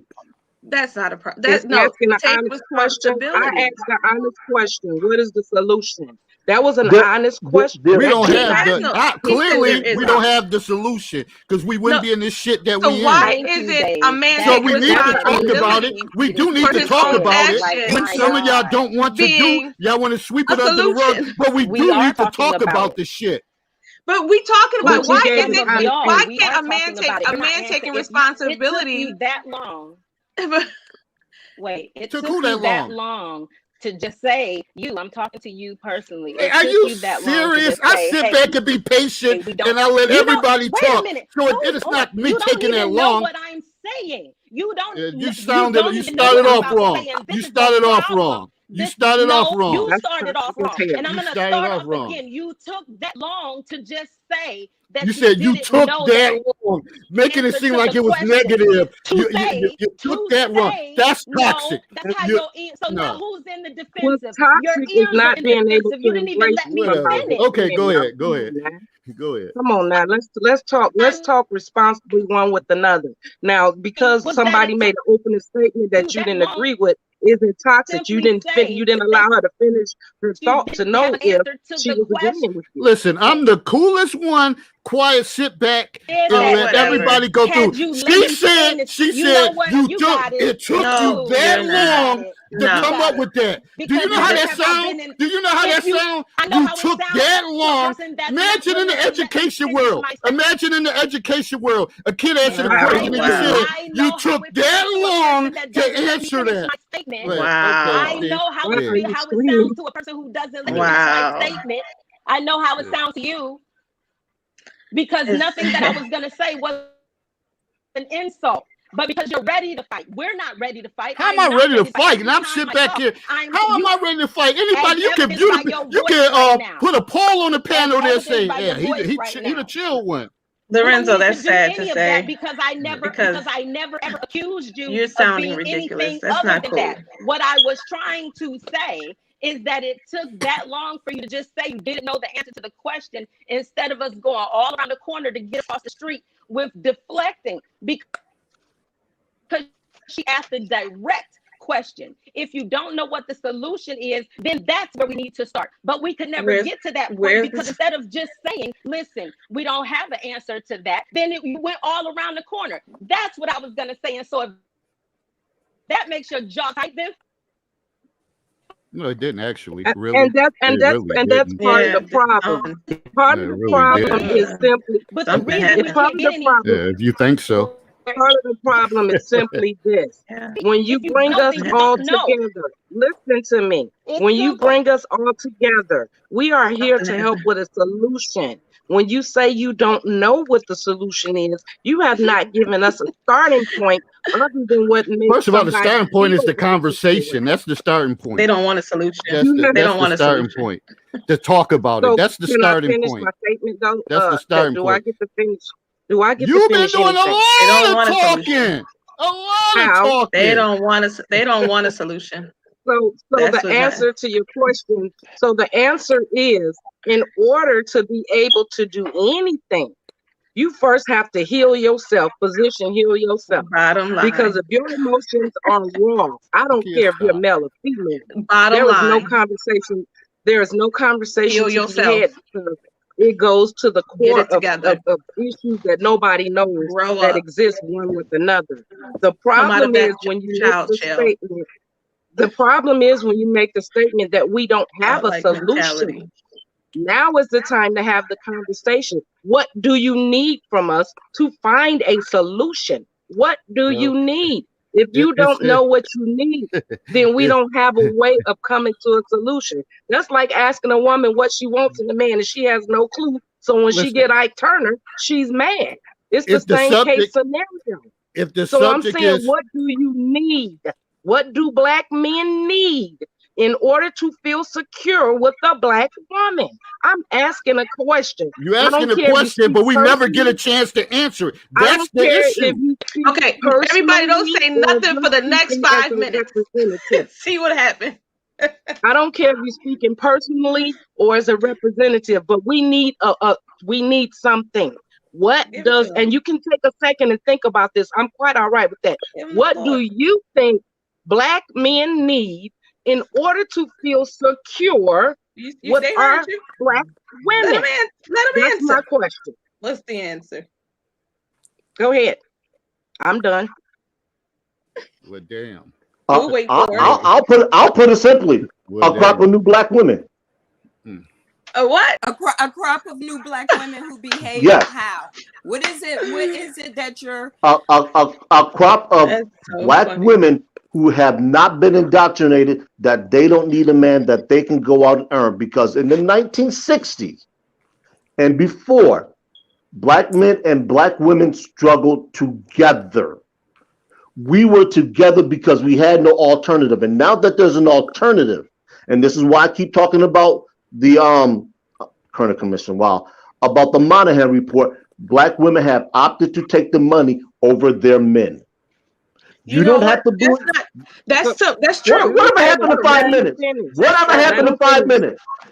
Whatever happened to 5 minutes? Yeah, you won't Whatever get it, happened to bro. 5 minutes? You won't get it. go ahead. Go ahead and speak. Go ahead. Go ahead and speak. Her finish your speaking. This is why I talk about the Monahan report, and then I talk about Monahan scissors, because the thought process, and this is why affirmative action came along, was that if we give black men the ability to earn on the par with their Caucasian counterparts, that the structure of the black family would resemble every other family in Western culture. And to the surprise, it didn't. And that's called the Monahan scissors. I talk about this stuff, but it's poo-poo because it doesn't align with how y'all feel. I understand that. But this is the problem that we talk about. Nobody wants to address the underlying issues because that means power is going to have to be ceded. And the one thing we know that people don't want to give up is power. It's not good, it's not bad, it's what it is. So But when I if said white women work and they work and they're married and raise families, why is it such a bad thing that black women work and want to be married and take care of a family? Are we taking jobs away from black men? yes, Well, I'm a nurse. Oh, Yes. What about white women? Yes, Are they taking yes, jobs you from are. black men too? The same way that white mind- women did with affirmative action. So But we because got I it. don't understand this, So the y'all black fight women got tooth it. and nail. So black men Traditionally, feel a that woman black ask women job, are taking correct? their jobs We and that's realize why that, they can't right? support us. Is that what I you're would saying? like to ask her I'm the just want to be question clear. directly. Can I Black just men share? think that black women are taking jobs from It's them. not. It's Therefore, not a thought. Look, can I share something real quick? 5 no, minutes. I want to hear 5 what he has minutes. to say. Let me 5 hear. minutes. There's something I think that he needs to 5 understand about minutes. women. 5 minutes. Go ahead. Start Go speaking. ahead.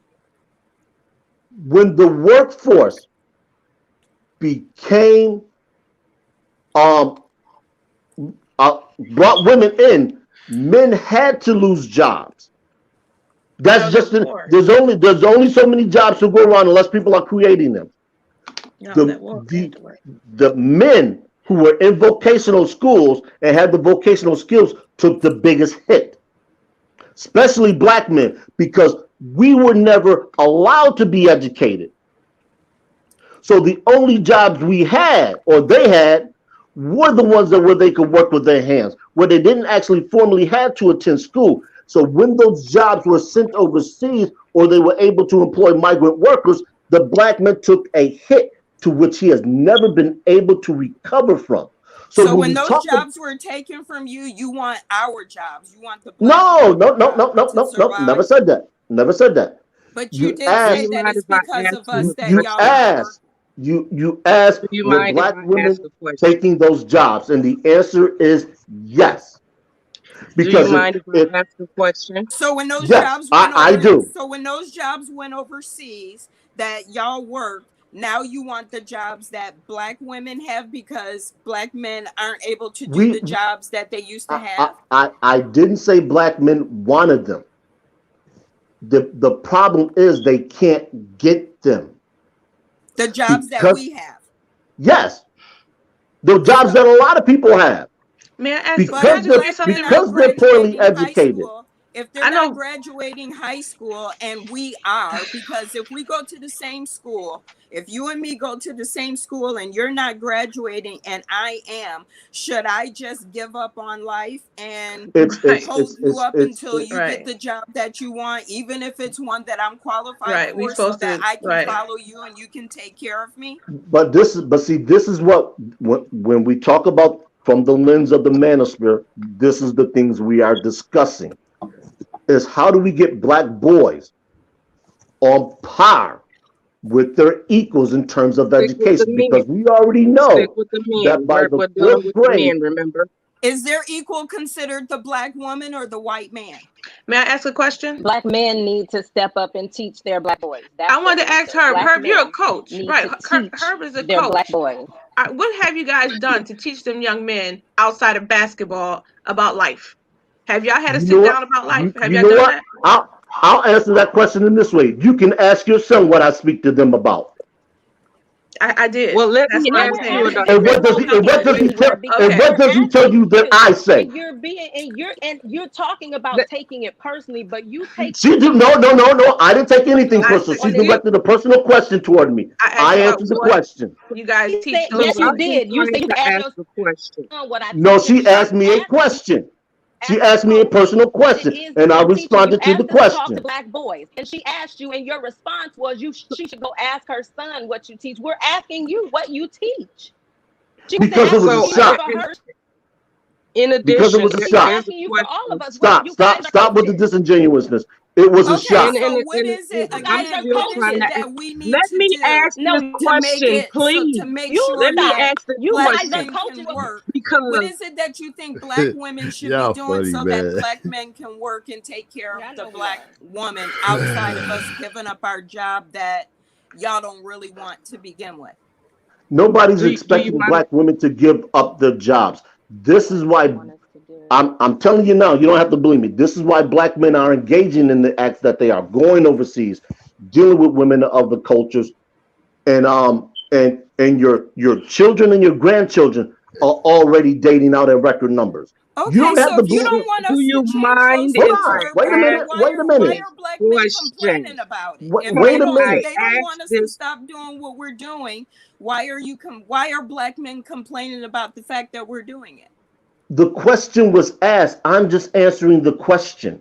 Okay, and that's I'm sorry. Which question are you? If you're saying that y'all don't want us to quit working so that you can have the jobs that could potentially have been yours, if you're just going to go ahead and do whatever it is that black men are doing, going overseas or whatever it is that they're doing, why are they complaining about it? Why not just going to find who you want? They're letting it be known what the problems are that they would like addressed. But I just asked that. If you don't want us to stop working, because that's the premise of all of this, is that you want a traditional family. If you don't want us to stop working, then because What's that's the only point? one component of it. But it's the We're, hugest but we're component getting that because from if you, we're though. We're working, getting that you from can't you. We're work asking because you, the and that's jobs what you aren't here gave us. for you. But If you we're know what? working, then I, that means that let me put it. Let me put it to you. Let me put it like this. I know that's one proponent, but unfortunately, that seems to be the resounding major issue from Let all me put men it. all over. It's Let It me. ain't for me. women want to work. They I know want I that's money more right. than I they want want women anything to work. else. I know that's Let me. And right.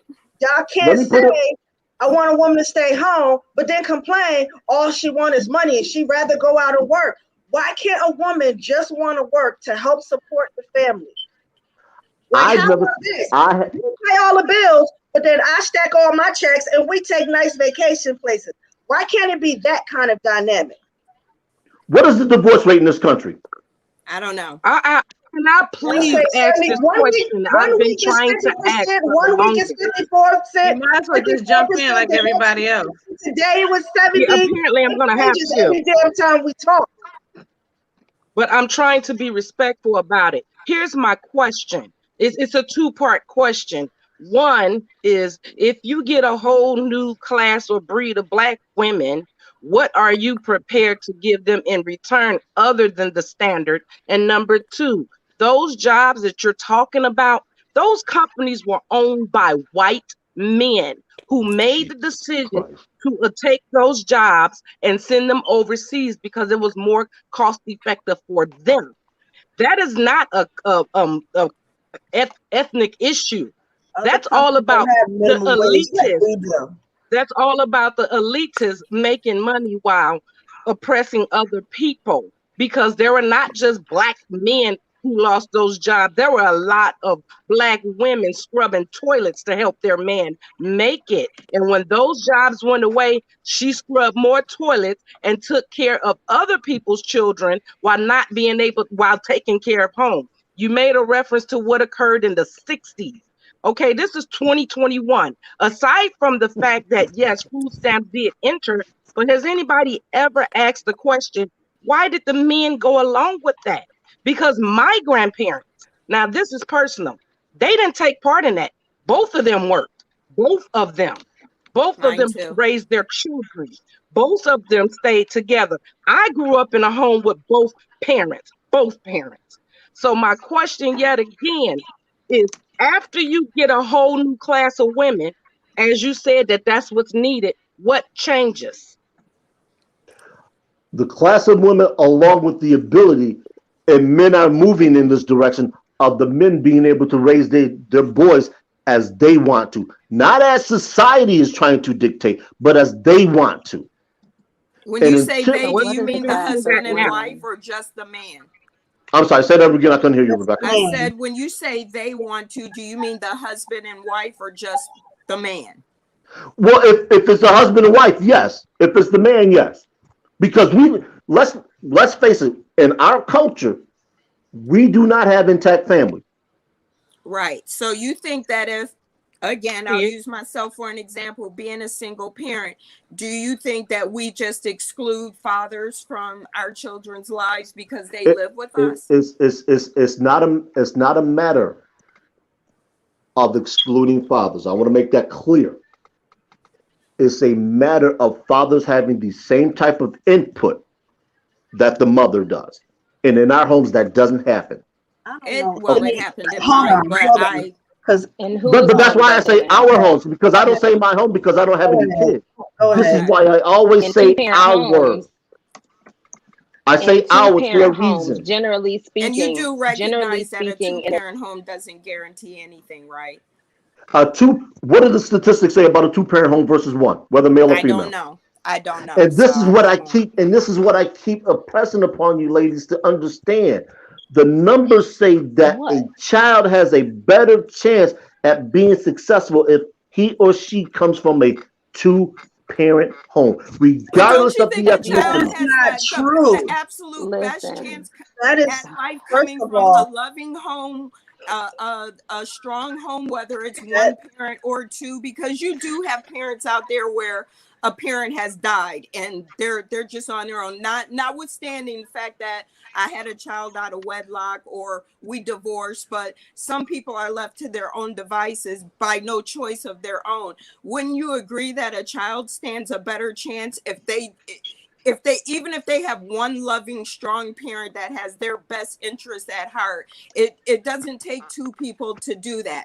It's best to have more than one. It always is, but it can, even though the statistics say children from two-parent households may fare better in life, it's not guaranteed. You agree with that, right?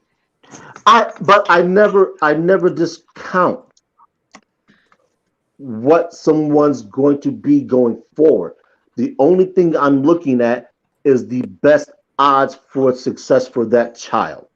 But the best odds don't always, that's why they're odds, because there's Okay. no guarantee that that's going to happen. So you have at least five people, you have at least And five women see, on this panel. that's what I So keep getting here's at. again But my we're part of the question. statistic You too, though, right? You have to include us in the statistic, because if we're you're single parents included. and we raise our children to How are you not success, included? well, So because you here's keep my going back to question. the two-parent households and you have some single-parent households How are on you here not too. included? I just said So that because you keep here's my going back to the question. best chances from a two-parent household. And if you have one How are you parent not household, included in that So statistic? well, here's because my you keep question. excluding us by virtue of your statement that you only discuss the Yo, two-parent household. And you have some Well, one-parent households where we raised our children to success, He which don't means it have no, can he be ain't even a done. parent. He It ain't can even a be done. parent.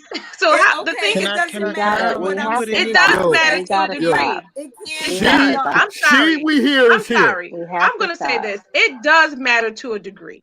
Because Can I? just like Scorpio Not T to said me. earlier, you men are not even married. You never been married. How can you really give an experience of what Really? marriage is and how women and men Who the hell should be said or something about could be? marriage? I've been married I was married for 11 years. So I'm just saying there is some things that come with certain things that you have to experience to really talk about. And then Well, secondly, let me finish this please. And then secondly, I think you have a really wrong perception about this generation of women. I'm just gonna share this and what I think it is when it comes to why we try to be headstrong. I shared this with David. This is what I said. I said I was growing up in a household where there was women that depended upon their husbands because they had them good jobs. DuPont and the other one out there, GM, or back then GM, General Motors. The men cheated. They were ratchet. And they wouldn't leave their husbands because of their money. There's So ratchet in the Bible too, right? I grew up, I said, I'm not living like that. I ain't living that life. That's why I'm headstrong. That's why I'm independent. That's why I believe a lot of us women are independent. So we either took two ways. We either went one way or the other. The one way was, um, I want a man that's gonna take care of me and take care of my kids and take care of me, period. And I'm gonna be that housewife, I'm gonna be that chill back, do what I want to do. Or you said, as a woman, I'm just gonna live, I'm gonna take care of me. And I'm not gonna depend on no man. I'm not gonna allow a man to hold that money or hold their job or position over me. Didn't make me feel like, doesn't mean I don't want a man or would like a man that can contribute or take care of me, but I'm not gonna have that mind. I don't want to be trapped in that mindset I saw my grandparents and my parents in. So it's not against a man. It's just me just saying, listen, I just want to make that we can do it together. I want to make that you can fulfill me and I can fulfill you. It's not that I won't. And if there's some women that's being toxic about it, then that man need to get out of it. Just like I would tell a woman, get out of that. We'll do it for so long, but there's going to be a point that you're going to get tired. Some people okay with living like that because they just want to be in something. They just want to be saying I'm in a relationship. They want to have that ring on their finger. I'd rather know that you're gone and I have peace of mind than deal with nonsense or toxicity. So what I'm just sharing is that's what I would say to any man that's dealing with a toxic female is don't accept that life because you don't have to. It's a choice. If you choose to sit there with that woman, knowing she treating you like you ain't nothing, then guess what? You realize check yourself and get yourself some help. and help you get out of that toxic relationship, because it So happens. do you I saw it. do you So all mind I'm just trying to if say, that's the only thing I'm going to say about that right now, is that stop perceiving that we are that way, because we're not. And I believe there's a lot of women that are like that, and you're taking the perception of who we are as women wrong, because you don't understand what we went through as women.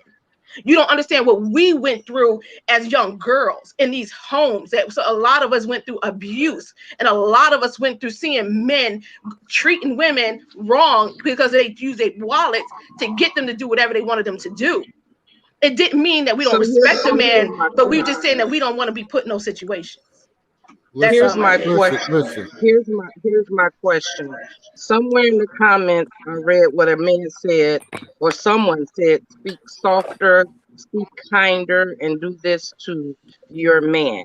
Which I read, and I read another comment that says, "Put your husband's, not your boyfriend's or your baby's father, but put your husband's feeling first, even if it's taking a toll on your mental health." So my question is, No, that was for the there are women, definition. there are there are women. That was the bottom line of Anita's statement. The question I'm having is that, is there not women who are out here speaking life into the men of our community? That's number one. And number two, for a woman who does that, what responsibility does the man have to his own tribe and his own home? Does it make him work harder to be the man that he feels like he should be?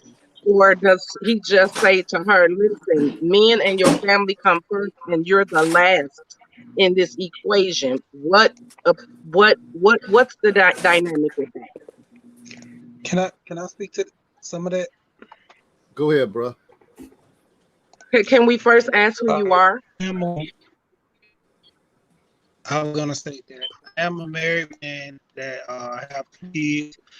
I was on her and them show the past couple of weeks before when they had the single mom discussion. I actually married a woman that had two kids prior, and I also married her and had two kids with her, so I have four kids. And what I want to put input into this, when they were talking about the two-parent household, it wasn't a shot at the women for not, being able to raise a child on their own. Because my wife, she was doing the awesome job before I even got there. But the point that she had a young man, you can only raise a man a young man so far, to the point where he have to be around men to know how to move like men and be like men. Otherwise you have him around females, he get more emotional in his actions and his activities, and that's the side of which most men, he can't function around them because he can't think like them, in that scenario. A woman can punch a boy in the chest, do all things to him as she see other men do, but that connection with that boy from a man and a woman to a man and a man, just a young man dealing with a man, is totally different. When I got with my son, he my wife's son, he pretty much, was to the point where he was just young. I just pretty much he was soft. He always around his mom and his sister.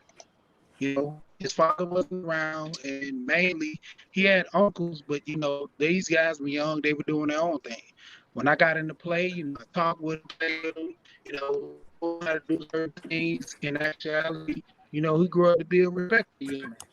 This guy right now is in college. He's doing well for himself, And the point that he's referencing, having a two-parent household, it helps. You know, in certain instances, you might can't do anything. You might can't go to a recital. That man will be there to help that child. You know, that child might need more encouragement that he's not getting from his mother because, it's certain things he can't talk to her about. Who is he going to talk to? If he feels like there's no one else to talk to, he can't talk to his uncles or somebody else, then his only option is just suppress things. Mm-hmm. That's what he's speaking to when he's talking about a two-parent household. When the man is there helping, see, a lot of relationships go down the drain in certain instances when you're playing boyfriend and girlfriend, because if the woman wants control and the man wants control, it's only going to be one rule in the house. You know, you can share equal, with cooking, you can share equal with cleaning, but when it comes down to major decisions, you have to have a compromising point to the point where it comes down to it. My wife, if she tells me something fair, saying, something about finance, I'm going to take her advice. Because if I'm lacking to where I can't do the finances properly, why am I going to spend all the money on a lottery ticket or something else, and not pay the bills just because I don't know what I'm doing? I'm gonna weigh that to her and let her handle that responsibility. But far as something else is, structuring and buying a car, and I know about financing the cars. I know about, the tires. I know about certain things. She's gonna weigh that to me. She's gonna put the option on me, you know, because that's what I know how to do. I know how to fix on cars. She doesn't know how to fix on cars. Why would I let her have the responsibility of buying a car with no indication on nothing about a car, and we get a lemon? Then that's going to be on me as a man by letting her make that bad decision. Because when it always come down to it, when you come to the house, the lights off, you're going to always look at the man, no matter what. If the dishes and stuff are not clean, you're gonna look at the woman. That's just the way society is ran. And, when you're dealing with the old situation back in the past, like the young lady was just talking about earlier, about how the grandparents and all went through those relationships, they could have easily got out. But the Mm-hmm. whole point, it was a stable life. Even though they lived through the cheating and all this other stuff, that man took care of his household. I knew men that did that. They cheated. They had a woman on the other side of town, but they worked extra hours and they took care of both of those families. These days, the family's not structured like that. The men are not going through this process, and the women are not neither. The women are not letting these men handle business. No matter what, if that woman didn't like the man, that child knew who his dad was. He was Mm-hmm. able to see his dad. Nowadays, it's not like that. If a woman gets mad at you, she's taking that child, no matter what the court says. They can have police there fighting and everything. She would not let him see the father. I know a guy right now. This guy was paying $1,200 a month for child support. He would come to the house and literally bang on the door, hear his son on the other side, sitting there, both of them crying, order just to see his son. And she tells him, make sure that payment is there next time on time. It wasn't because he didn't pay, it's just because it was a day or two late. See, that this is the situation where a lot of men are faced with, having kids with women. Things happen. Some people plan kids, some people don't. But when the situation occurs, we have to deal with it as it comes. No one plans, unless you actually sit down, get married, plan to have kids, which is the best way, you're going to always have a great outcome. Because why, that kid's going to always grow up in a two-parent household. If it don't work out, that child still knows it's going to be loved from mother and father. But with it being not planned, that's when situation always occurs. That father can be somewhat of a good man, and he could be horrible in her eyes because he didn't want to marry her, or vice versa. It could be the same as with the woman. The man could sit there and just look at her as being a horrible mother because she didn't want to marry him, but she knew this guy didn't have a job before they had kids and stuff. So she knew when it came down to it, he's not going to mount to that. She's not going to take that risk on marrying a man that's not going to be a provider in her mind. Some people step to the occasion when they get married. Some people step to the occasion when they have kids. You don't know the outcome unless you see it through. And this is the back and forth that we're gonna always have with genders, because one wants to lead, the other one should follow. When it comes down to it, it's always been the man leads the household, the man is the protector and the provider. When it comes down to the women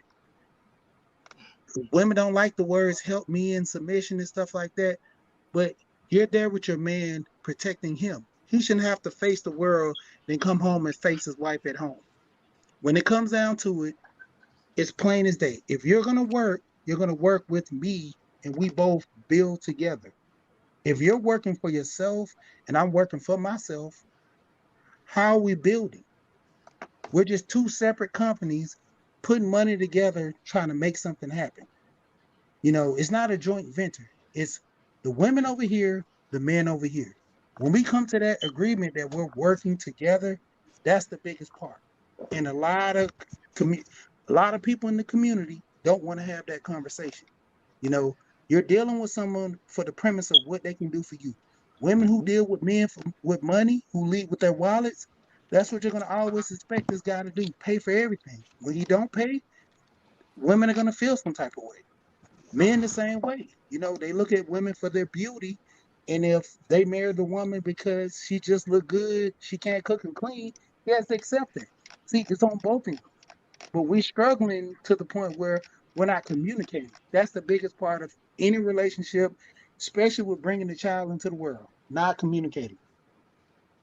You're literally reiterating the things that I've said. And when it comes down to having a two-parent household, the assumption is that both parents are actually active. That is an assumption. And that is an assumption that has been hurting our community out your own mouth. See, the thing about it is, first of all, when you line up with someone, you really have to know, because what you're speaking about in terms of buying, allowing your wife to buy a car, or doing the money or whatever, that's a core value. That's not something that's always embraced by the other party if you don't know what their core values are. When you're talking in terms of raising a child, you came in and said that you were invested in your wife's son. That makes a difference. With that being said, when you're speaking of building together, the answer cannot be that the man is the head and this is where we're going to build, because it is a partnership. There is an exchange of energy and a balance of power. If you are a man who is leading your household without considering your village, then you are already at a disadvantage because you're only going to get pushback. Now, when you're talking about raising children, planning children, all that is said and great. Understand that a lot of these single moms are single moms from fathers who had no children. So she had no idea of what type of father he would be until a child was born, just like he had no type of idea what kind of mother she would be until a child is born. Understand that there are many assumptions that are being made on behalf of women as well as men. That is part of the problem. If you have a woman and she is speaking to you, you have to embrace what it is that she is saying in much the same manner that you want to be embraced. There's a definitive difference in the way men handle things sometimes and the way that women handle things. The assumption is that every man is a good father. And whether I'm married to you or not, you might be a toxic. I use Ike Turner all the time because he was an example of a father in a household that was super toxic and harmful, not only to his relationship with his wife, but also to his children. He taught his children to disrespect their mom, and she was the moneymaker. He wrote the songs, but without her singing them, when Tina Turner left, Ike Turner was no longer successful. So I use that as an example of there is no exact blueprint or blanket print for anybody. The fact of the matter is, this all boils down to personal things. By personal things, I mean your core values versus her core values and action. So if a man decides that since I make the money, I'm going to do what I think is best. So his wife sits. What's that movie with Big Mom and Lim and all them? I forget the name of it.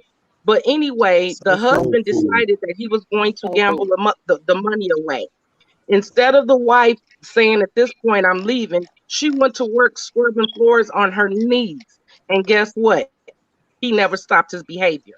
So the point of the matter is, when you're talking about toxicity, when you're talking about toxic relationships, it cannot just boil down to a particular ethnic group, and it cannot boil down to one gender. There is an exchange that happens. And in that exchange, when you find out things are not right, you only have two choices. Let's figure out how to get this together, or let's figure out how not to be together. A father can absolutely 110,000% be involved in his child's life without being under the same roof. It's the same scenario for a father who has custody of their children.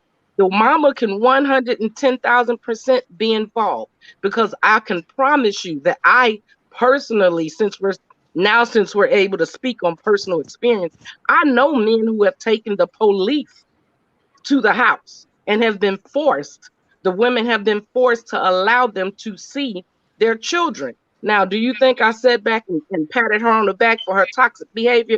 Never did I, because it's not acceptable. That child is a child.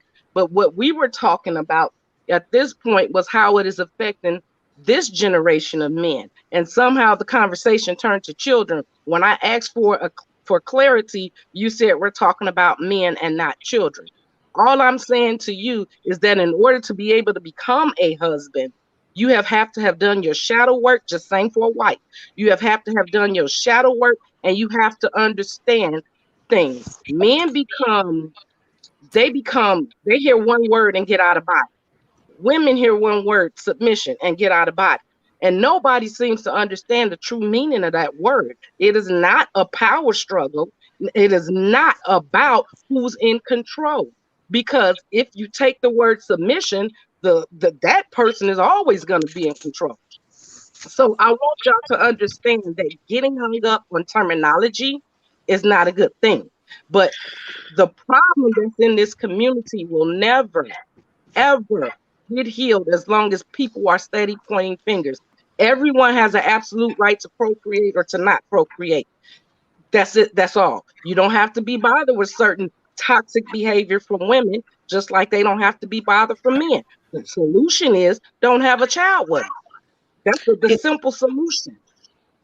Can I just say this real That's quick it. about Sheed? I heard him on Anwar's thing the other day, and I want to just tell him my hats off to you for making the decision to marry a single mother, and the way that you approached it, the way that you did your vetting process, the way that you, as a man, approached the father of the children and talked to him. That's courage, and that's the thing that I feel like a lot of men are lacking is courage. I feel a lot of men sometimes are being cowards, and for the fact that they're not taking responsibility for their actions. And I'm not saying all men, but some men. And so I just wanted to let she know I greatly appreciate hearing his story and the way he is with, the things the way you and your wife operate. You operate with the flow. And I think for the most part, any man and woman should look for is someone that they can flow with. And when there's always a rift going on where you can't connect and flow, then there's a time that you just got to just let that go. And you have to just realize that that ain't the one, even though it feels real, but it ain't it. Because there should be a flow. And that's what you and your wife created, was a flow. And I really appreciate hearing your story. Yeah, not a problem. Someone else want to go before I say anything? Go So ahead, I bro. did. I do. And I appreciate, everything that you said. And so I think that sometimes when we're talking, and women do it too, we all do it, when we're giving what we think our personal solution is, the assumption is that every home that is a two-parent home is going to be a loving and nurturing home for a child. And we know that that's just not true. Statistically speaking, yes, they say that the child starts off with a better chance at success if it's a two-parent home, but they're speaking about a very specific two-parent home. There's some things that have to be present in that two-parent home, and it includes two parents that know shit from Shinola about what they want to do as parents and who are going to put that kid first. When we say that we have to take care of home first, we have to acknowledge that there are a lot of very dysfunctional two-parent homes out there.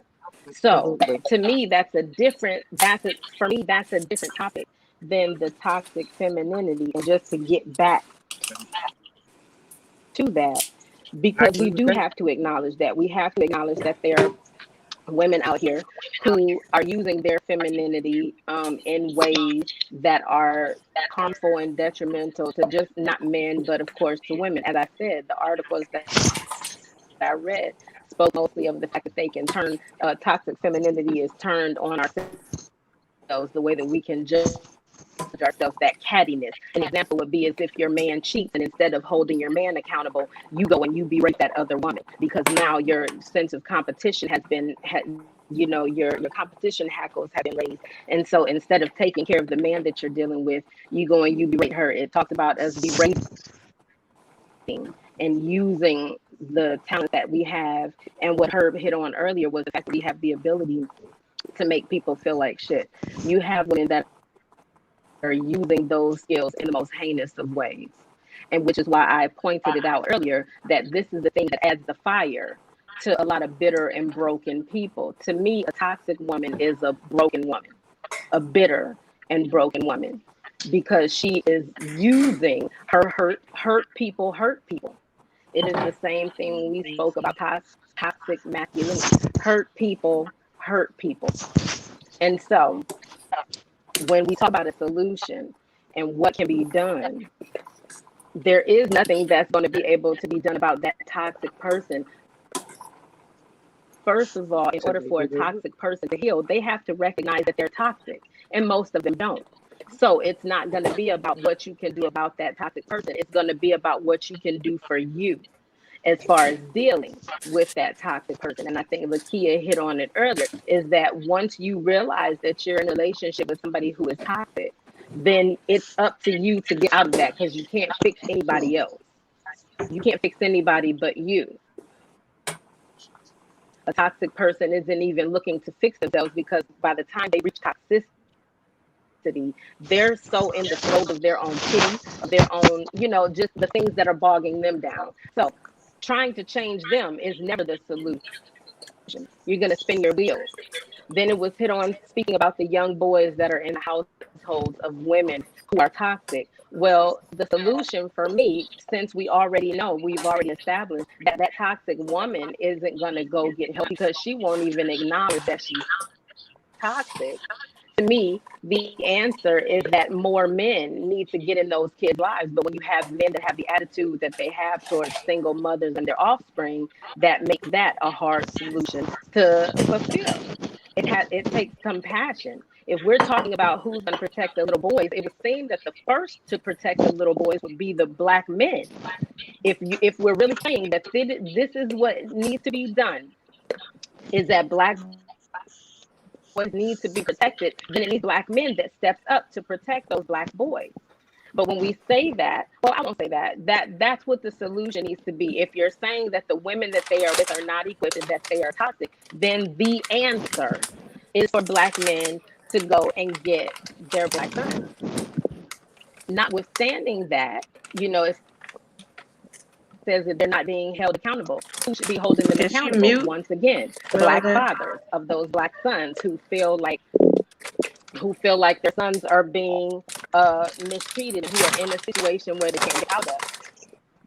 Scorpio T, you I'm ain't gonna say nothing. solution based. What? So it's only so much that I can hear about it's only so much that I can hear about the things. I get the complaints. It's some bullshit women out here. They full of shit. They need to do their shadow work. They need to get their shit together. They should not have procreated, and the men that procreated with them shouldn't have. But here we are. Now we have them. And so it's not about fixing them. We gotta fix them. No, you have to fix you. You have to work on you. You have to fix what it is that you're going to deal with, what you're not going to deal with. And you are either at all times a part of the problem or you're a part of the solution. So if all you're doing is complaining, you're part of the problem. If that's all you've got, if all you got are the complaints, then you're a part of the problem, because there's supposed to be another side of that. There's a coin. And so you've got the complaint, then there's a solution. If you don't even have an opinion of what the solution should be, then you're not equipped to do anything except for complain about it. For me, that's somebody that's part of the problem. So that's where I'm at. I think what that man said, I was impressed by some of the things he said. Others I didn't agree with, but You know, he over there living his best life. You can't hate on that. I still would like to go back, if we're talking about feminine toxicity. You know, he was saying that he was going on about black men not being able to work and how things were back then. And again, I still ask that question. If black men, or these particular black men, feel that black women are taking these jobs away from them and they can't work and support this traditional family that they're longing for, um, what would you have us do? Because if you have black women out there working and wanting to do their part for their family, which includes their husband, for the life of me, I can never figure out how that's a bad thing. I personally cannot.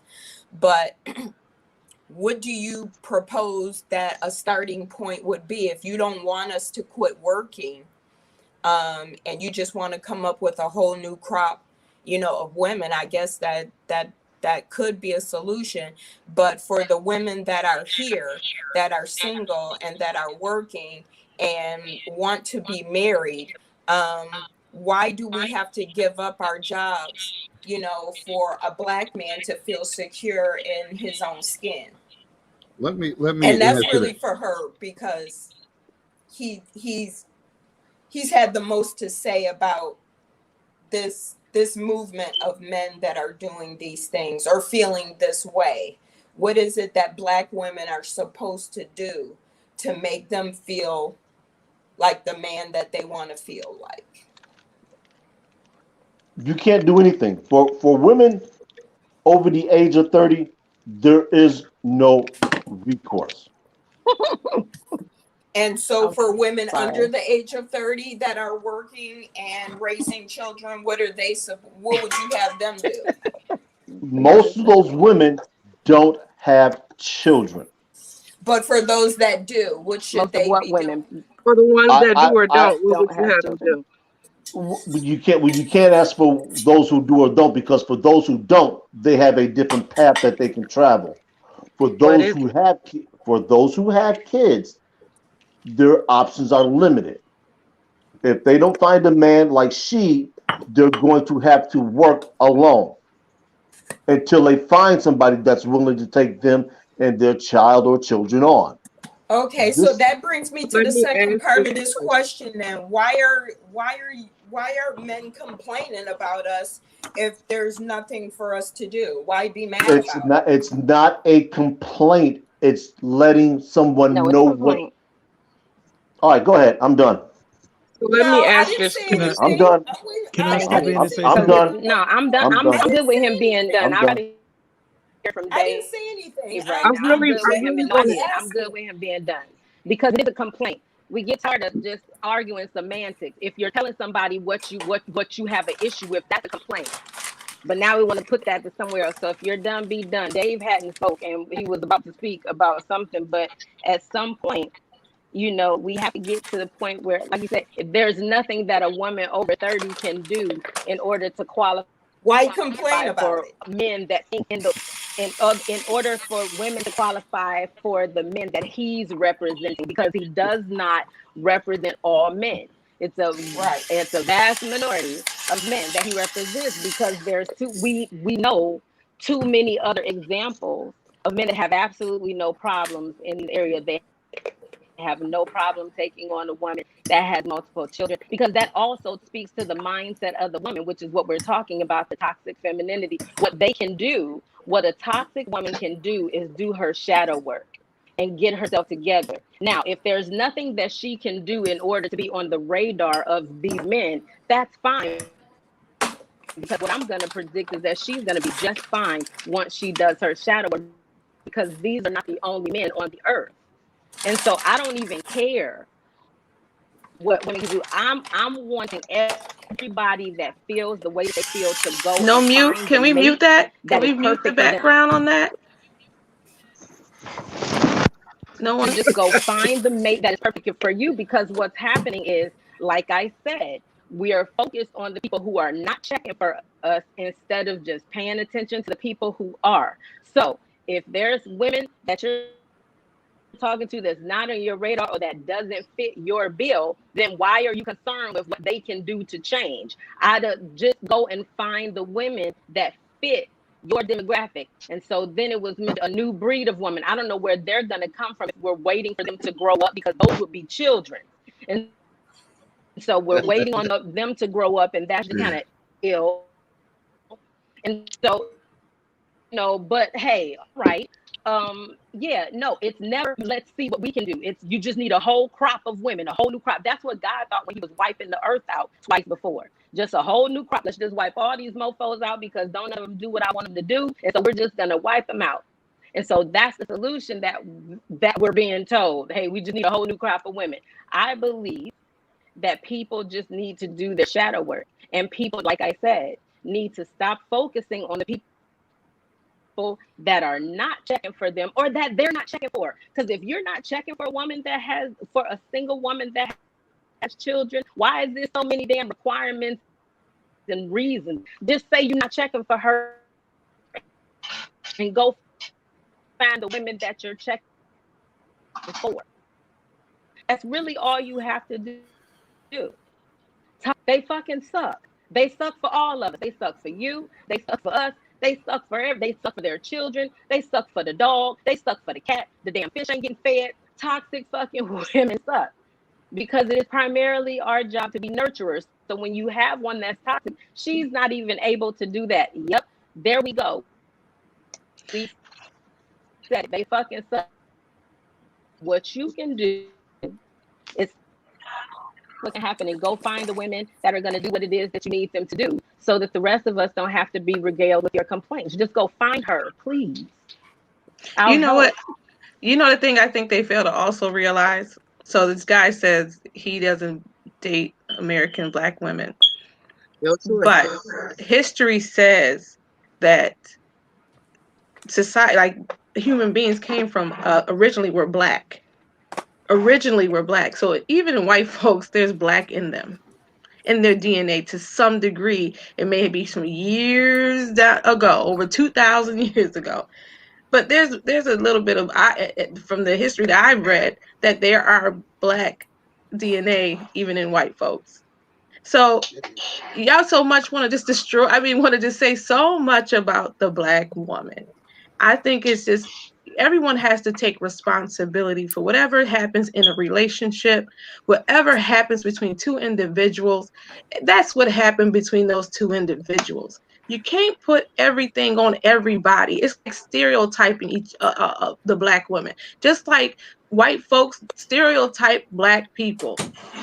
But it's okay. Exactly, like when a white woman walk past you and they clutching your purse, or the police see you in a hoodie, they want to arrest you. How do y'all feel about that? And y'all talk about Black Lives Matter. Y'all protested, but about how Black men are being killed and stereotyped. But this is what you're doing to us. You're stereotyping us. I was right out there with you when you were doing that. But let me address this. Let me address something. In order to heal or grow, you always hear what's his name? Herb say growth and understanding occurs in the gray area. In order for that to happen, you really have to have an open mind and an open heart and an open spirit to receive what is being said. Not just give it out, but you have to receive it. So if your mind is already closed and you have already decided what the problem is, who the problem is, and it ain't no solution, then there's no need to have the conversation, because it's going to be what it is. To each his own. If you don't date American Black women, by all means, do you, boo? I have no problem with that. But as far as I am concerned, I will never stop loving my Black man, Black men in general. When something affects them, it affects us as well. Most of us have sons.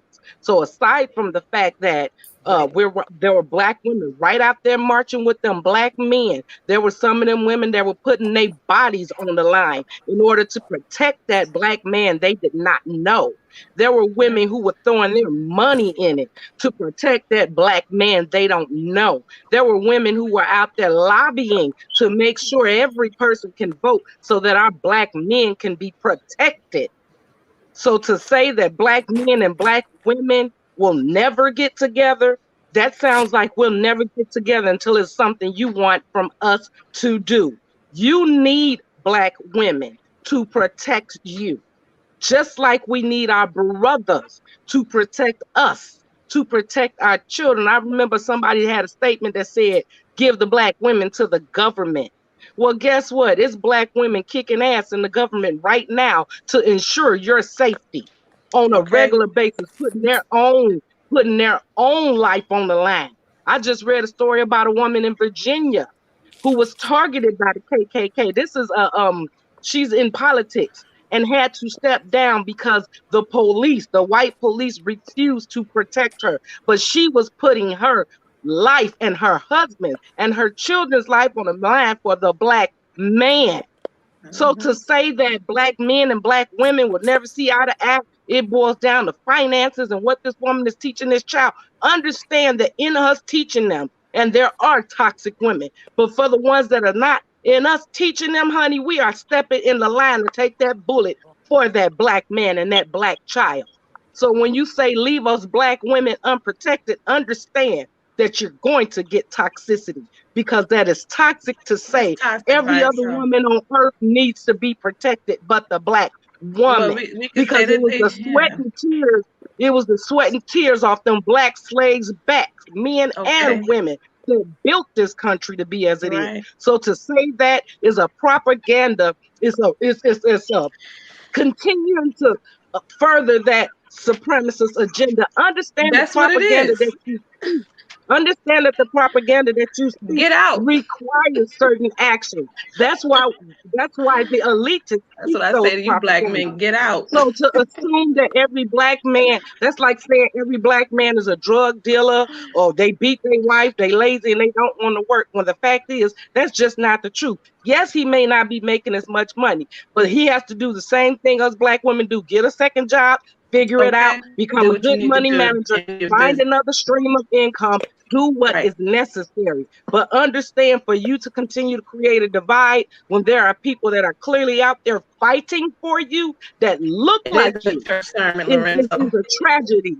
I heard somebody say, when Black men choose a woman from another race, they are essentially helping to extinct, to bring the Black people to extinction, because that seed is no longer being shared with the Black woman. Now, to each his own. I don't care who you love. They could be purple spotted blue. I don't care.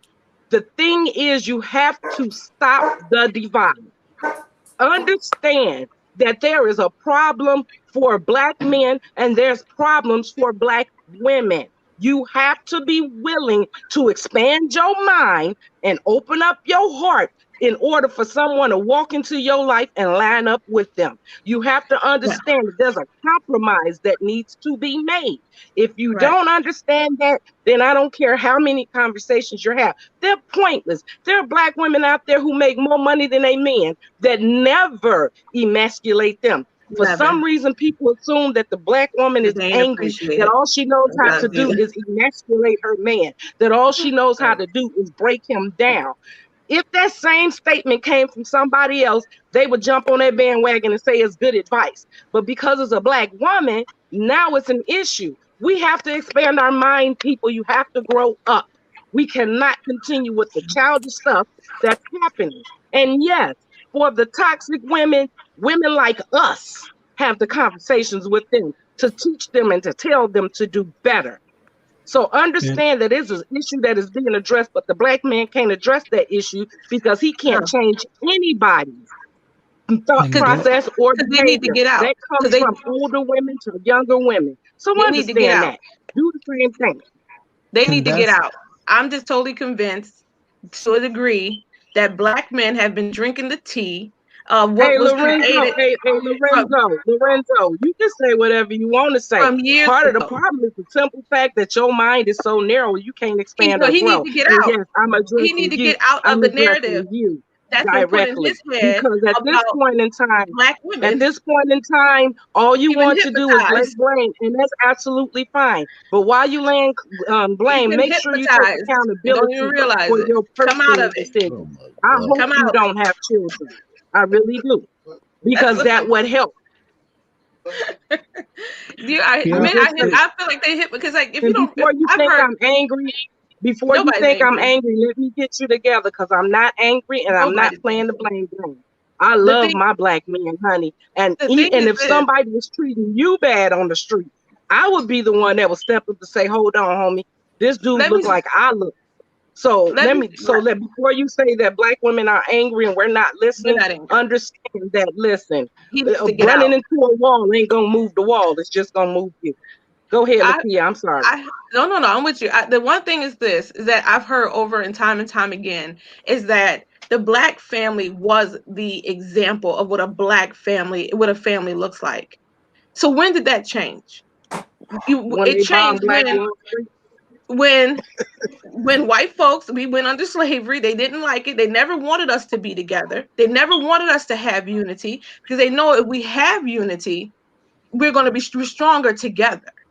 And now here we go, black men now that narrative that's of tearing us down for over years of tearing us down, and now they're allowing drinking that same Kool-Aid. It's time to stop. It's time to get out. That movie wasn't created for nothing. That movie was to show you get out, just like we did as women. Guess what? I don't think any of us on welfare, we got out. We had to change our mindset, and now we're wrong for that. We had to get out of wanting to depend on someone solely.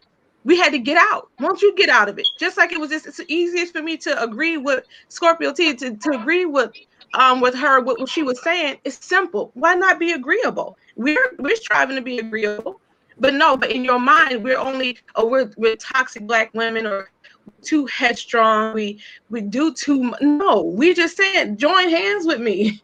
As I join hands with you. I love my black men too, but I promise you I will and will not have a problem looking at another race.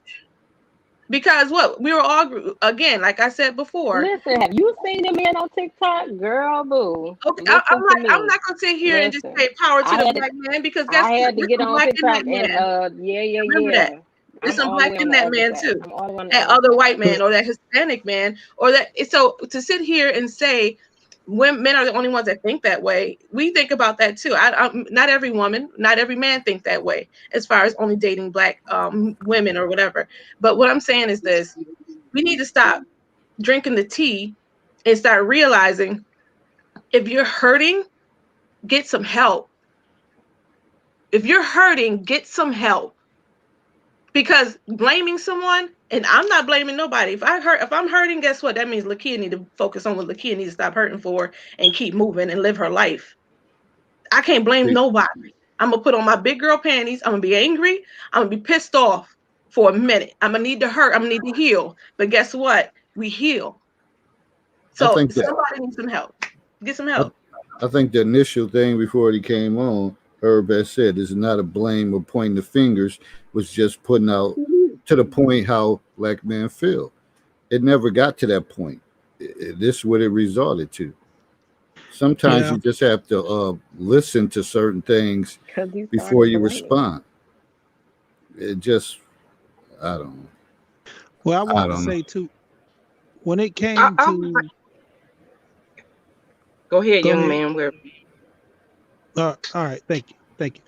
But a lot of times men in this space, we always talk about a lot of the toxic from the women due to the fact, they want a man to protect them, but they don't want to be in a relationship with him. And that's one of the biggest things that if you had a man that you're with, he's going to be your protector and provider to help you along the way.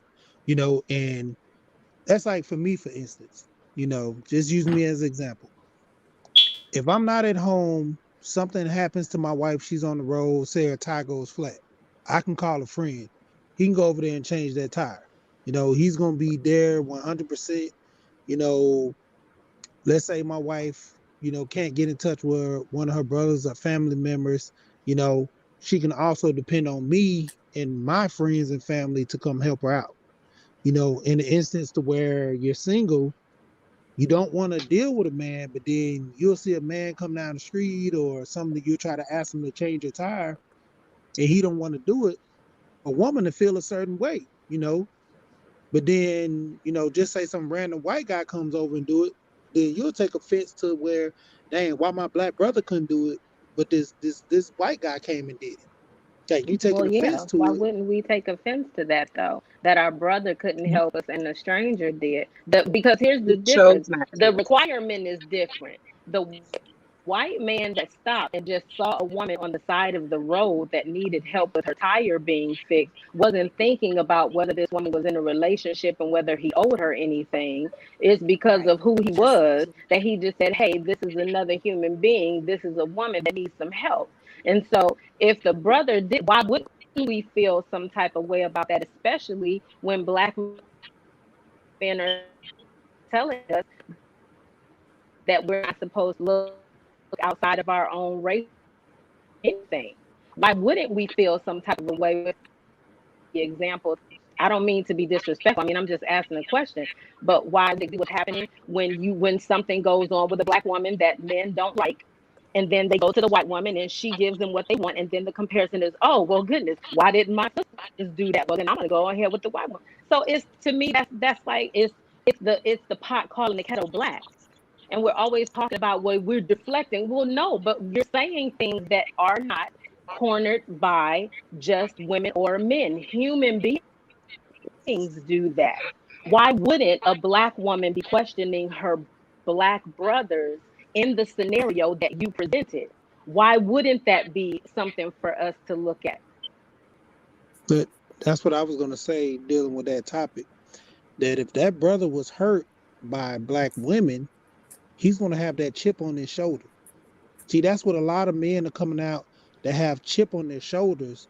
So when it comes to helping black women in that regard, that's why a lot of them are turning their head. Because if you done wrong by so many different women on that level, that's why a lot of these guys are talking about, they're dealing with other races. They don't want to deal with the black Sir, women. I don't speak in absolutes when it comes to one woman or two women. Not all black women are wrong. I don't look at it as that. If one did me wrong or if two did me wrong, it's because that was the choice I made with them. An average work or average woman just walking down the street, or like I said, with a tie bag, I'm gonna help her. I'm gonna ask her questions. The day I seen the lady in Walmart, she couldn't reach one of the containers on the top shelf. She was short. I asked her, did she need some help? I didn't work there. I just did it because it needed to be done. Whether she was black or white, anything, but just so happened she was black, and I just asked her because I seen her reaching, she was struggling. I said, can I help? She said, thank you. It was not a problem. Other guys that might say, that's her problem, go get somebody to work there. Because why? The trauma that they've been through is just piercing through them not to do anything for black women. do you Some understand that some that is something Do that you they, understand? sir, do you need to understand that that is something that they need to work through? Because it is not every black woman's fault that they meet that they went through something with black women in the same exact way that black men do not want black women to hold them accountable for the other things that other dudes have done to them. If a woman was saying the same things that you're saying, you'll be like, she needs to work on that because I'm not those dudes that did that to her. So what I'm simply asking is, do you not recognize that that's some shadow work that those men need to do so that they can use their Under their discernment to position. know that not every woman that they encounter is going to do the same thing that those other women that they have encountered will do? Because it's the same shadow work that women need to do so that we can get over our hurdle about the hurts that black men have done to us. and and I understand that, Uh, but that's what I'm referring to, because in that instance, you have guys going through bad relationship after bad relationship. Same thing as with women. All of us never try to heal. We don't have breaks in between relationships. That's why the depth of the pain gets so horrible, to the degree. I talked to a woman once when I was traveling a lot, going in and out of town. There was a woman, she was a nice looking woman, and I was at a Publix getting me something to eat.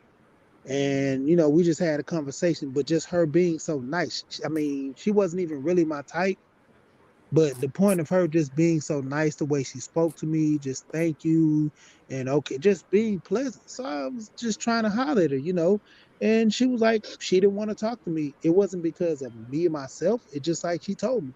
She said, I just got out of a bad relationship and I don't want to, bring you in because I don't want to bring my problems from the past relationship with you. Right. And she was like, maybe another time, if you see me again, we could work. And I accepted that 100%. Didn't even try to pursue her. Didn't try to play that let's be friends stuff or none of that because she let me know right then and there she had issues, and I took it for what she said. She had issues. Leave her alone. Most women won't do that. Same Yes. with the men. So when you're coming from both angles, we're gonna always have this struggle, and that's when the men step up. They don't want to do because why? They've been hurt so many times. Vice with the women, because there are some toxic women that only get with men that can do for them, or only get with, like with my wife. I had several women I talked to, but besides her, that had kids. And their whole thing was, they always push me and the kids. Like I didn't know this was a package deal. Like I was gonna only be with her, with the kids were gonna never be there. You know, Most men who deal with women with kids, we already know to the degree. If I'm dealing with you, I'm dealing with the kids. Once we let you know that, then that's what it is. But for you to always try to present something different, to me that was a deterrent for me even trying to deal with you because it's more or less you're trying to position me to be the father versus being the stepdad or a man in a relationship that you're trying to build with. That's why most Do you relationships I dealt distinguish with women. yourself as I'm sorry. Go ahead. Do you consider yourself your stepchildren's just dad, or do you Do consider you do yourself to you be a distinguish stepdad? stepdad or just dad or just Well, my position is the stepdad, but I let my kids decide how they want to pursue the relationship. I have a great relationship with my son, but not much as so with my daughter because she's a daddy's girl. But when it comes down to it, I don't push them in either other direction because I've told them from day one when I got my wife and got to, get to know them personally. And I told them, I'm not replacing your dad. I'm not trying to be your dad. I don't even want them to call me dad because that's not my title. You know, my thing is respect me because I've always said kids don't run the house. So respect me. I respect you. You get out of line, you're going to be punished because I don't have time to sit here and go between two people. He did me like this. It's almost like I'm telling on a child. I shouldn't have to tell on a child. If you do something wrong, you're gonna get a whooping just like I'm your dad, and I'll let it be known with the kids, the mother, and the father. You know, and the whole point of trying to make a man be bigger than what he is as a stepdad, that's what he is. He's a stepdad. It's up to the kids to make that relationship bigger than what it is. I don't have to imply that I'm your dad, call me dad. They have to be comfortable with that. They can do that on their own. Yeah, Well, that listening to you Continue talk, to see you sound like you're just dad, but I don't know you, so I can't yeah, I just don't force see you where into no that well title. But and listening I to guess you talk, it's you don't cool. present yourself as a stepdad to me. You present yourself as a As father their to those dad, their children, which father. is just fine with me. But also in listening to you speak personally, you sound like you came up with the perfect solution to the question we could never get answered, is that you have to know yourself. Again, a beautiful queen told me that you have to know yourself, and on both sides of the fence, the men and the women. And once you know yourself and know what you're willing to accept in your life and what you're not willing to accept, choosing a mate should be really easy, and the complaining should stop I, I think altogether. I think that's been the answer for a lot of our things that we talk about. Knowing yourself Yeah. It is. and knowing Heck your Yeah. yeah. personnel, so it Heck doesn't yeah. change with any situation. Knowing Uh, yourself is the Heck best yeah. answer to anything. If you Yeah. don't know yourself, you don't have the answer to anything. So Right. that's always been said, week to I, week, week to I week. Yeah, talked to and yeah, you can't stress that enough, because why are you complaining about what men or women do wrong when you don't have to, if you don't have to deal with any of that bullshit if you don't want to. I only got to tolerate bullshit from my kids, and I really and truly don't have to do that if I don't want to. That's my choice. But to sit around and to even talk about male toxicity or female toxicity, we don't none of us have to deal with that bullshit. Go ahead and raise your hand and say, fuck you, and move the hell around, because that's what I'm doing. I can't speak for nobody else, but if you're a man in my life and you're not suited for me, I'm moving the fuck around. I'm not gonna go out and complain about Yeah. every single man on the face of the earth and how they ain't shit when I haven't had an opportunity to date or interact with every man on the face of the earth. I'm gonna complain about the ones that I've dealt with, and that's it. And I think that these discussions get carried away because people end up blaming a whole fucking group of people, whether it's men or women, for the personal problems and the bad choices that they've made in their damn life. And it's fucking ridiculous. It's not my fault that the black women or the black men that you have dated ain't shit niggas, ain't shit bitches, whatever. And now you mad at the whole fucking scoop of us, and you want to go to Brazil and get a woman. Like that can do you wrong. Right. Like Yeah, we And can, see, you like, know, as though those women aren't going to it's come just with problems. ridiculous. There's going to be But that's problems that's with It's any, just dysfunction. that's just like a ridiculous. woman saying, hey, I'm going to go. Listen, I'll tell you a quick story. When I went to the Virgin Islands, I dealt with this dude that had me feeling like I was never going to deal with a man from the States again. Do you hear me? It was all that. I was just really reevaluating my life based on that night. Okay. So, but here's the deal. There were certain things that I had to deal with because I was dealing with him. So there is no place that you're gonna go to go find the perfect person for you because you're still dealing with another person. Unless we're That's the just ready to band-aid talk about, approach. unless we just want to just go ahead and admit that we're okay with slavery as long as we're not the slaves, then we really need to stop this rhetoric that's being put out there that we need to go find other people that's more submissive, go find other women and go get a mail order bride. Like, to even like consider that as a solution, you're helping a whole, like, there's a whole And movement, a whole sex trade that we're trying to break up, that everybody, that men that her was talking about seem to just be okay with, because hey, I can't take what black women are doing. To me, that's whining. And at some point, because I'm not discounting that there are bullshit women up out here, it's a whole bunch of bullshit women. Yeah. I hate them just like you hate them, because then we have to have these types of conversations where we have to feel like we're on the defensive for bullshit women. I want to scratch their ass out too. Actually, I want to teach them. I want to take them by the hand. I want to teach them something. But again, you cannot teach people that don't want to learn. You cannot teach people that don't believe that they have anything else to learn. And most bitter, broken people believe that they know everything because it's easier for them to hide behind their bitterness. Most people are so busy hiding from the hurt that they cannot process their pain. And processing pain is the only way that you're going to know how to deal with situations from one relationship to the next. That's what you're supposed to be doing. You're supposed to be taking the lessons. But if you never process the pain, you don't have the lessons. You just hiding from hurt. Nobody wants to be hurt. Everybody's feelings is easily hurt. So the answer always is check yourself. Do your shadow work, because you never know what you're going to get with somebody else. You never know what you're going to get with them. It could be years down the line, people are coming out of a brand new ass box. Bruce Jenner all of a sudden just wanted to be a chick. That motherfucker was on the Wheaties box.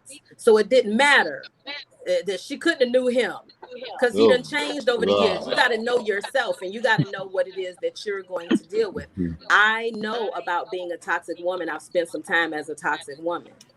I know the mindset that I was in when I was a toxic woman. You couldn't tell me anything.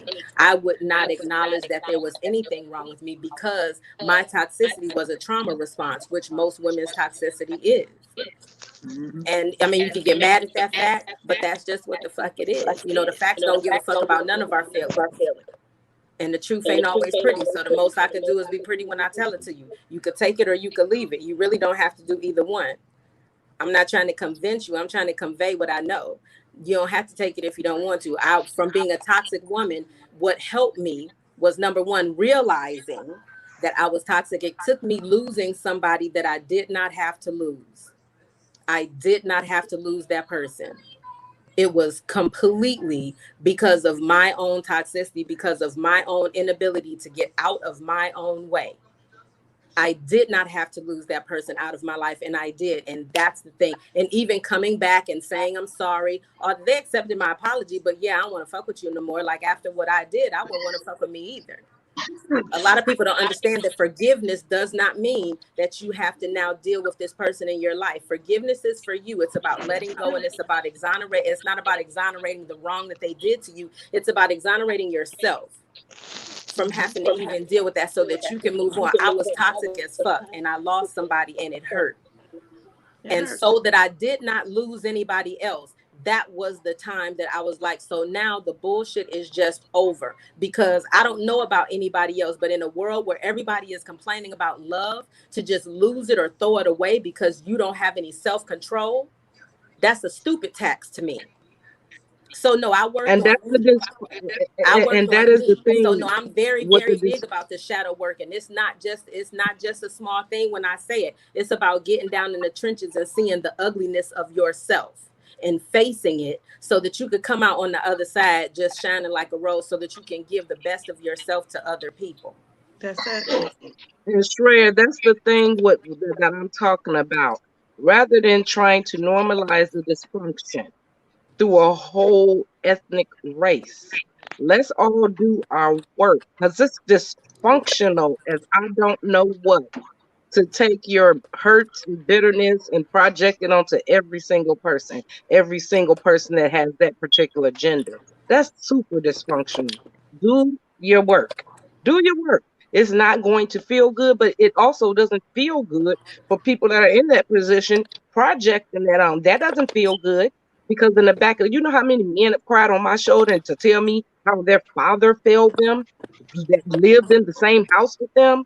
So, and guess what? They had to Oh, own their own ish touching too. it. You got to own your own truth. You have to fix you before you can try to fix anybody else. If you're not a person that does not date Black women, then there shouldn't even be a concern for you. If you're a person that doesn't date Black women, it shouldn't even be a concern. But let's not normalize the dysfunction that was handed down to us from the beginning.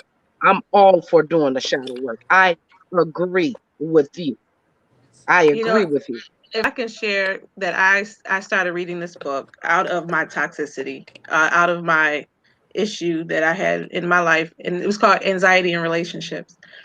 And I enjoyed reading that book because it shared where a lot of things, where it came from, like the root of where it can come from, or even acknowledging that these are issues that the way I've been operating is out of not trusting, and being insecure. And even the conversation, Saray, that you were sharing, like that a couple times on different shows, that some of the things that you said were very good, and it made me want to see myself so that I could grow and be a better opportunity. Like, when it is time for me to be in something serious, then that it can be a fulfilling one, because I'm checking myself so I can prepare to be a better mate. You know what I mean? So I think we all have to do that. And just to say something is, but also it takes a special person to love you enough to that you working on that process. Say, you know what? You don't have to work on that process with somebody. You can work on that process independently. What I would like to And see I'm is not saying that it normalize shouldn't healthy be. I just relationships. said I'm doing this independently, but in the process, if Yeah, you meet someone I believe we are valuable enough, him and or her is valuable enough to say, hey, I'm working on this. I know I have an issue with this area of life, but I love you enough to hold on with you and forgive you and let it go, or whatever it may be.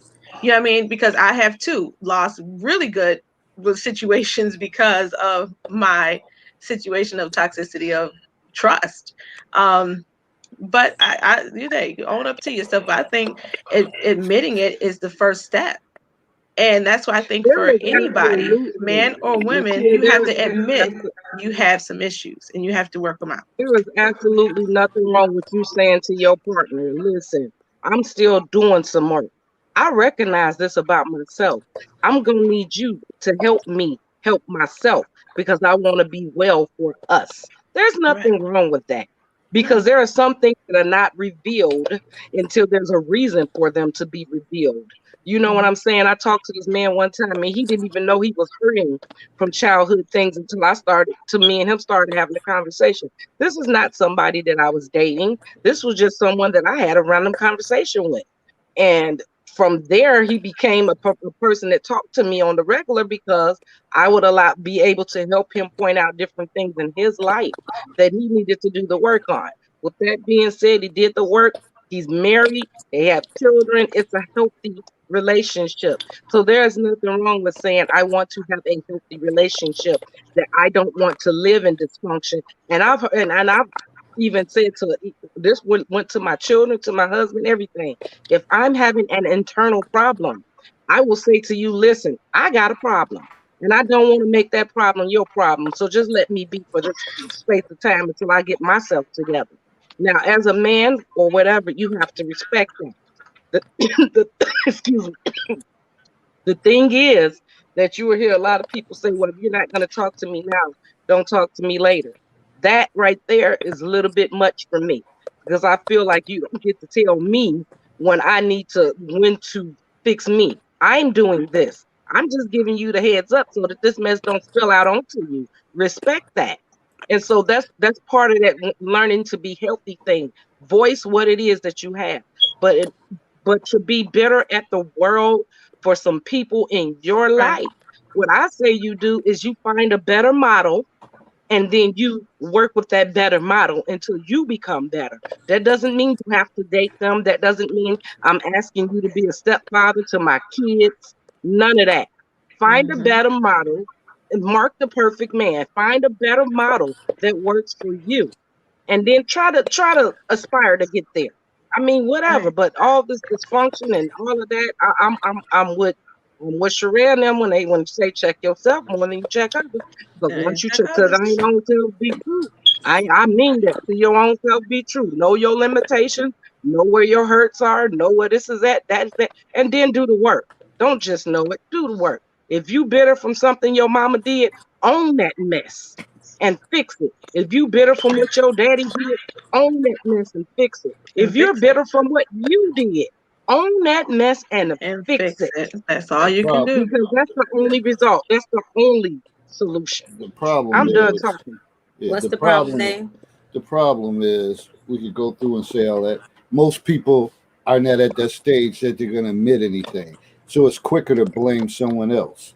Yeah. So that's the bigger That's the issue, problem. and But we've been that's their problem. That's not something that any amount of us talking is going to be able to do to get somebody to say, like Lakia said, there's something, sometimes Personal it just happens through responsibility. conversation. Maybe something that I said triggered something, Mhm. something that if there's always change is always going to happen at some, there's going to be some type of a trauma that happens in order for you to change because none of us are changing when the sun is shining and when the birds is chirping. You know, life is Mhm. good. We enjoying. We're not Right. looking at anything that needs to change, that needs to be different. It's not until the raindrops start that you start looking for an umbrella, that you start looking for a fix. So there Mhm. always has to be, unfortunately, something that's going to happen that's going to prompt that change. For me, it was losing somebody that I knew I didn't have to lose. I knew I was out of hand. I was completely out of line with that person because it didn't have to go that way. And the only reason it did was because I was too bitter and too hurt and too busy hiding from my hurt in order to process my pain. So for me in shadow work, no, I can't meet nobody while I'm doing shadow work. What the fuck? I'm in the shadows. I'm learning about me. I don't have time to learn about you. I'm in the goddamn shadows. I'm trying to get my issues together. People, you cannot come together in trauma and believe that that's going to work because you're not even the person that you're going to be at the end of it. So that's just for me. If it's meant to be, then you'll be there when we get out. We'll see who we become at the end of this storm. But my shadow work has to be done on my own. That's just for me. I don't know how it works for anybody else. I Can cannot can I be, drop? my whole self if I'm trying to figure out what you want to, because we both got to do shadow work, and now I got to be careful of your shadow work and you got to be mindful of my shadow work. That's a solitary thing for me. And then, because listen, men and women ain't going nowhere. Can It's I? some, I have said it and I will say it again. You know, there's some amazing dick on the other side of your dysfunction. There's some amazing pussy on the other side of your issues. If you just get your shit together, then the people that you want to attract will be attracted to you. You have to become what it is that you're attracted to. You can't just sit. I've said it before. You have to learn how to inspire what you require. It's no longer enough for you to just write out a list of shit that you want people to do, because guess what? They got a list too. So you have to learn how to inspire what you require. And the best way to manifest the things that you want in your life is to create an environment where those things can thrive and survive. And if you're not willing to do that, then you just kind of dreamscaping. You know, you might as well just doodle that shit on some paper and just, if you're not willing to do the Can, work. can I You throw want a two woman things that in? has some traditional values, you need to come at her as a man that has some of those traditional values and let her know that that's what you want. And then you need to inspire that. It's not enough to just require it. Okay, I'm gonna So throw two things in. I'm gonna jump off because I'm Yeah, past my bedtime, man. But about to get out of here anyway. yeah, it's it, I always talk about knowledge of self, knowing who you are, knowing what you want to do.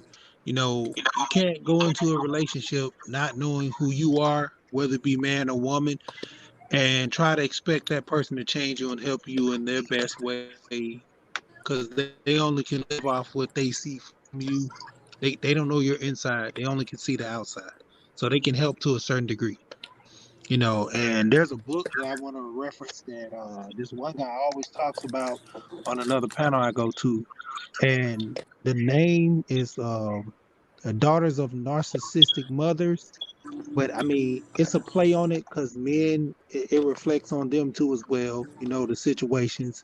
But mainly it touches on the women and kind of open their eyes to certain things that's going on. And, maybe they got it from the parents or maybe just pushed down throughout, interactions with people. Because, necessarily you can come from a two-parent household, a single, and, you know, your friends can influence you in a major way. There's a lot of kids come from good backgrounds, want to be thugs and hot girls just because their friends are that way. And when they go home, they're just angels. So coming from that standpoint. And another guy, Zoe Williams, his book called A Holographic Relationship. Pretty much you're showing a reflection of yourself in a holographic form to the point where, when people say they always dealing with toxic relationships, you got to understand you're carrying that toxic with you and it's showing in the relationships. You might have a great guy, but he can't deal with you because, you have things that you're carrying the baggage from last relationship. Same as with the dudes. You might have a wonderful woman, but the point of it is you still heartbroken over your last chick that did you wrong. And, even though you're trying with her, you still hung on that past relationship that you haven't healed from. So I just want to drop with that, and well, thanks for joining us. Appreciate you to Appreciate you is hear. what he's trying to Yeah. say. You know what I'm trying to say. I could barely get a word out, so that's why it took a while to struggle for that. That Um, wasn't pre- why. okay, whatever. Appreciate you, Right. She. Whatever. Thanks for joining us, brother, and you're welcome back anytime. All right. Closing words. I don't have any. Y'all go ahead. Do y'all thing. Be the person you want to find. Don't be a nickel out here looking for the dime. Huh? Just say eat the dog. What? I said, be the person you want to find. Don't be a nickel out here looking for a dime. Oh, damn.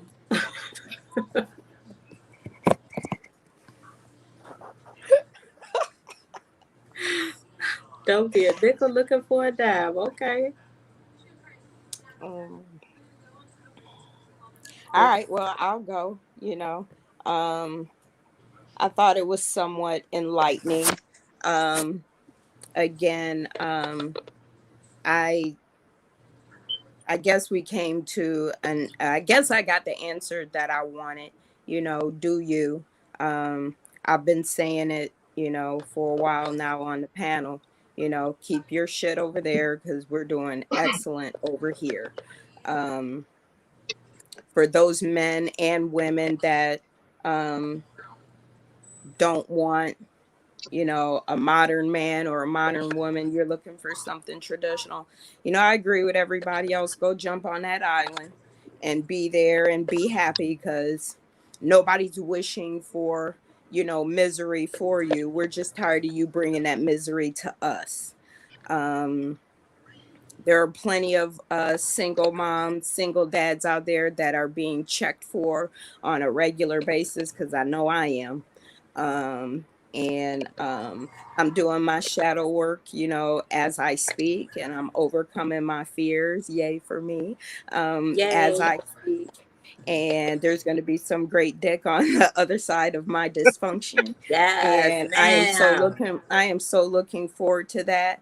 I think when people take ownership for their own shortcomings, they do much better. And I have the love and the support of my friends that help guide me through my shortcomings. And things are going to be better.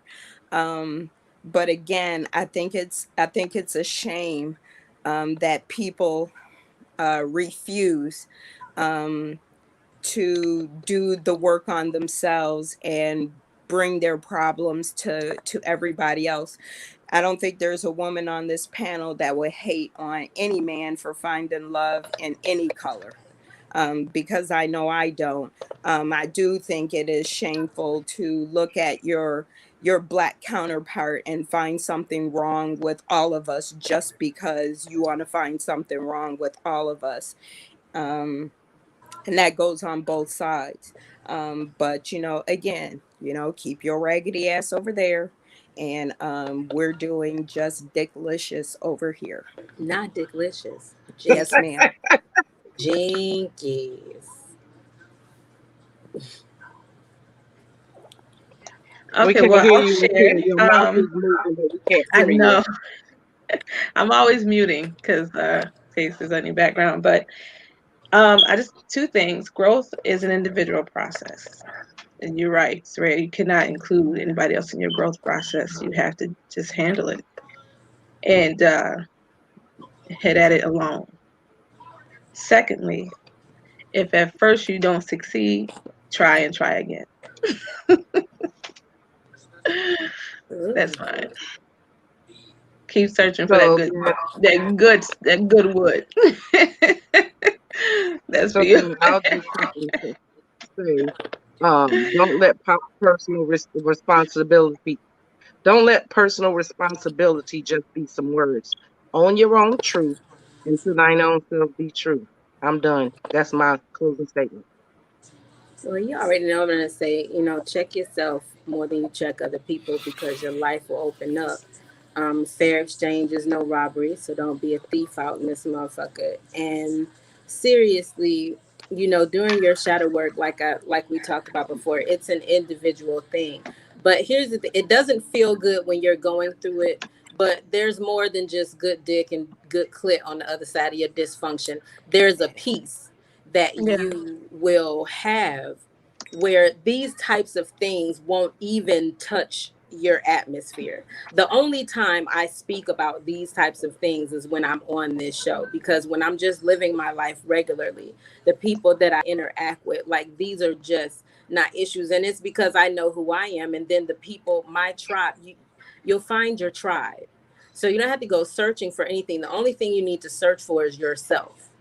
Find yourself, do the work, because there's something beautiful waiting for you on the other side. It's the love of self. It's not selfish of you to love yourself. You can't give other people what you don't have. So if you don't have love for yourself, you can't give them love. So it's really just simple. Like we said before, the answer to all of this is just getting you together, being the best you that you can be. And then everybody else will follow suit. Everybody else in your life will follow suit.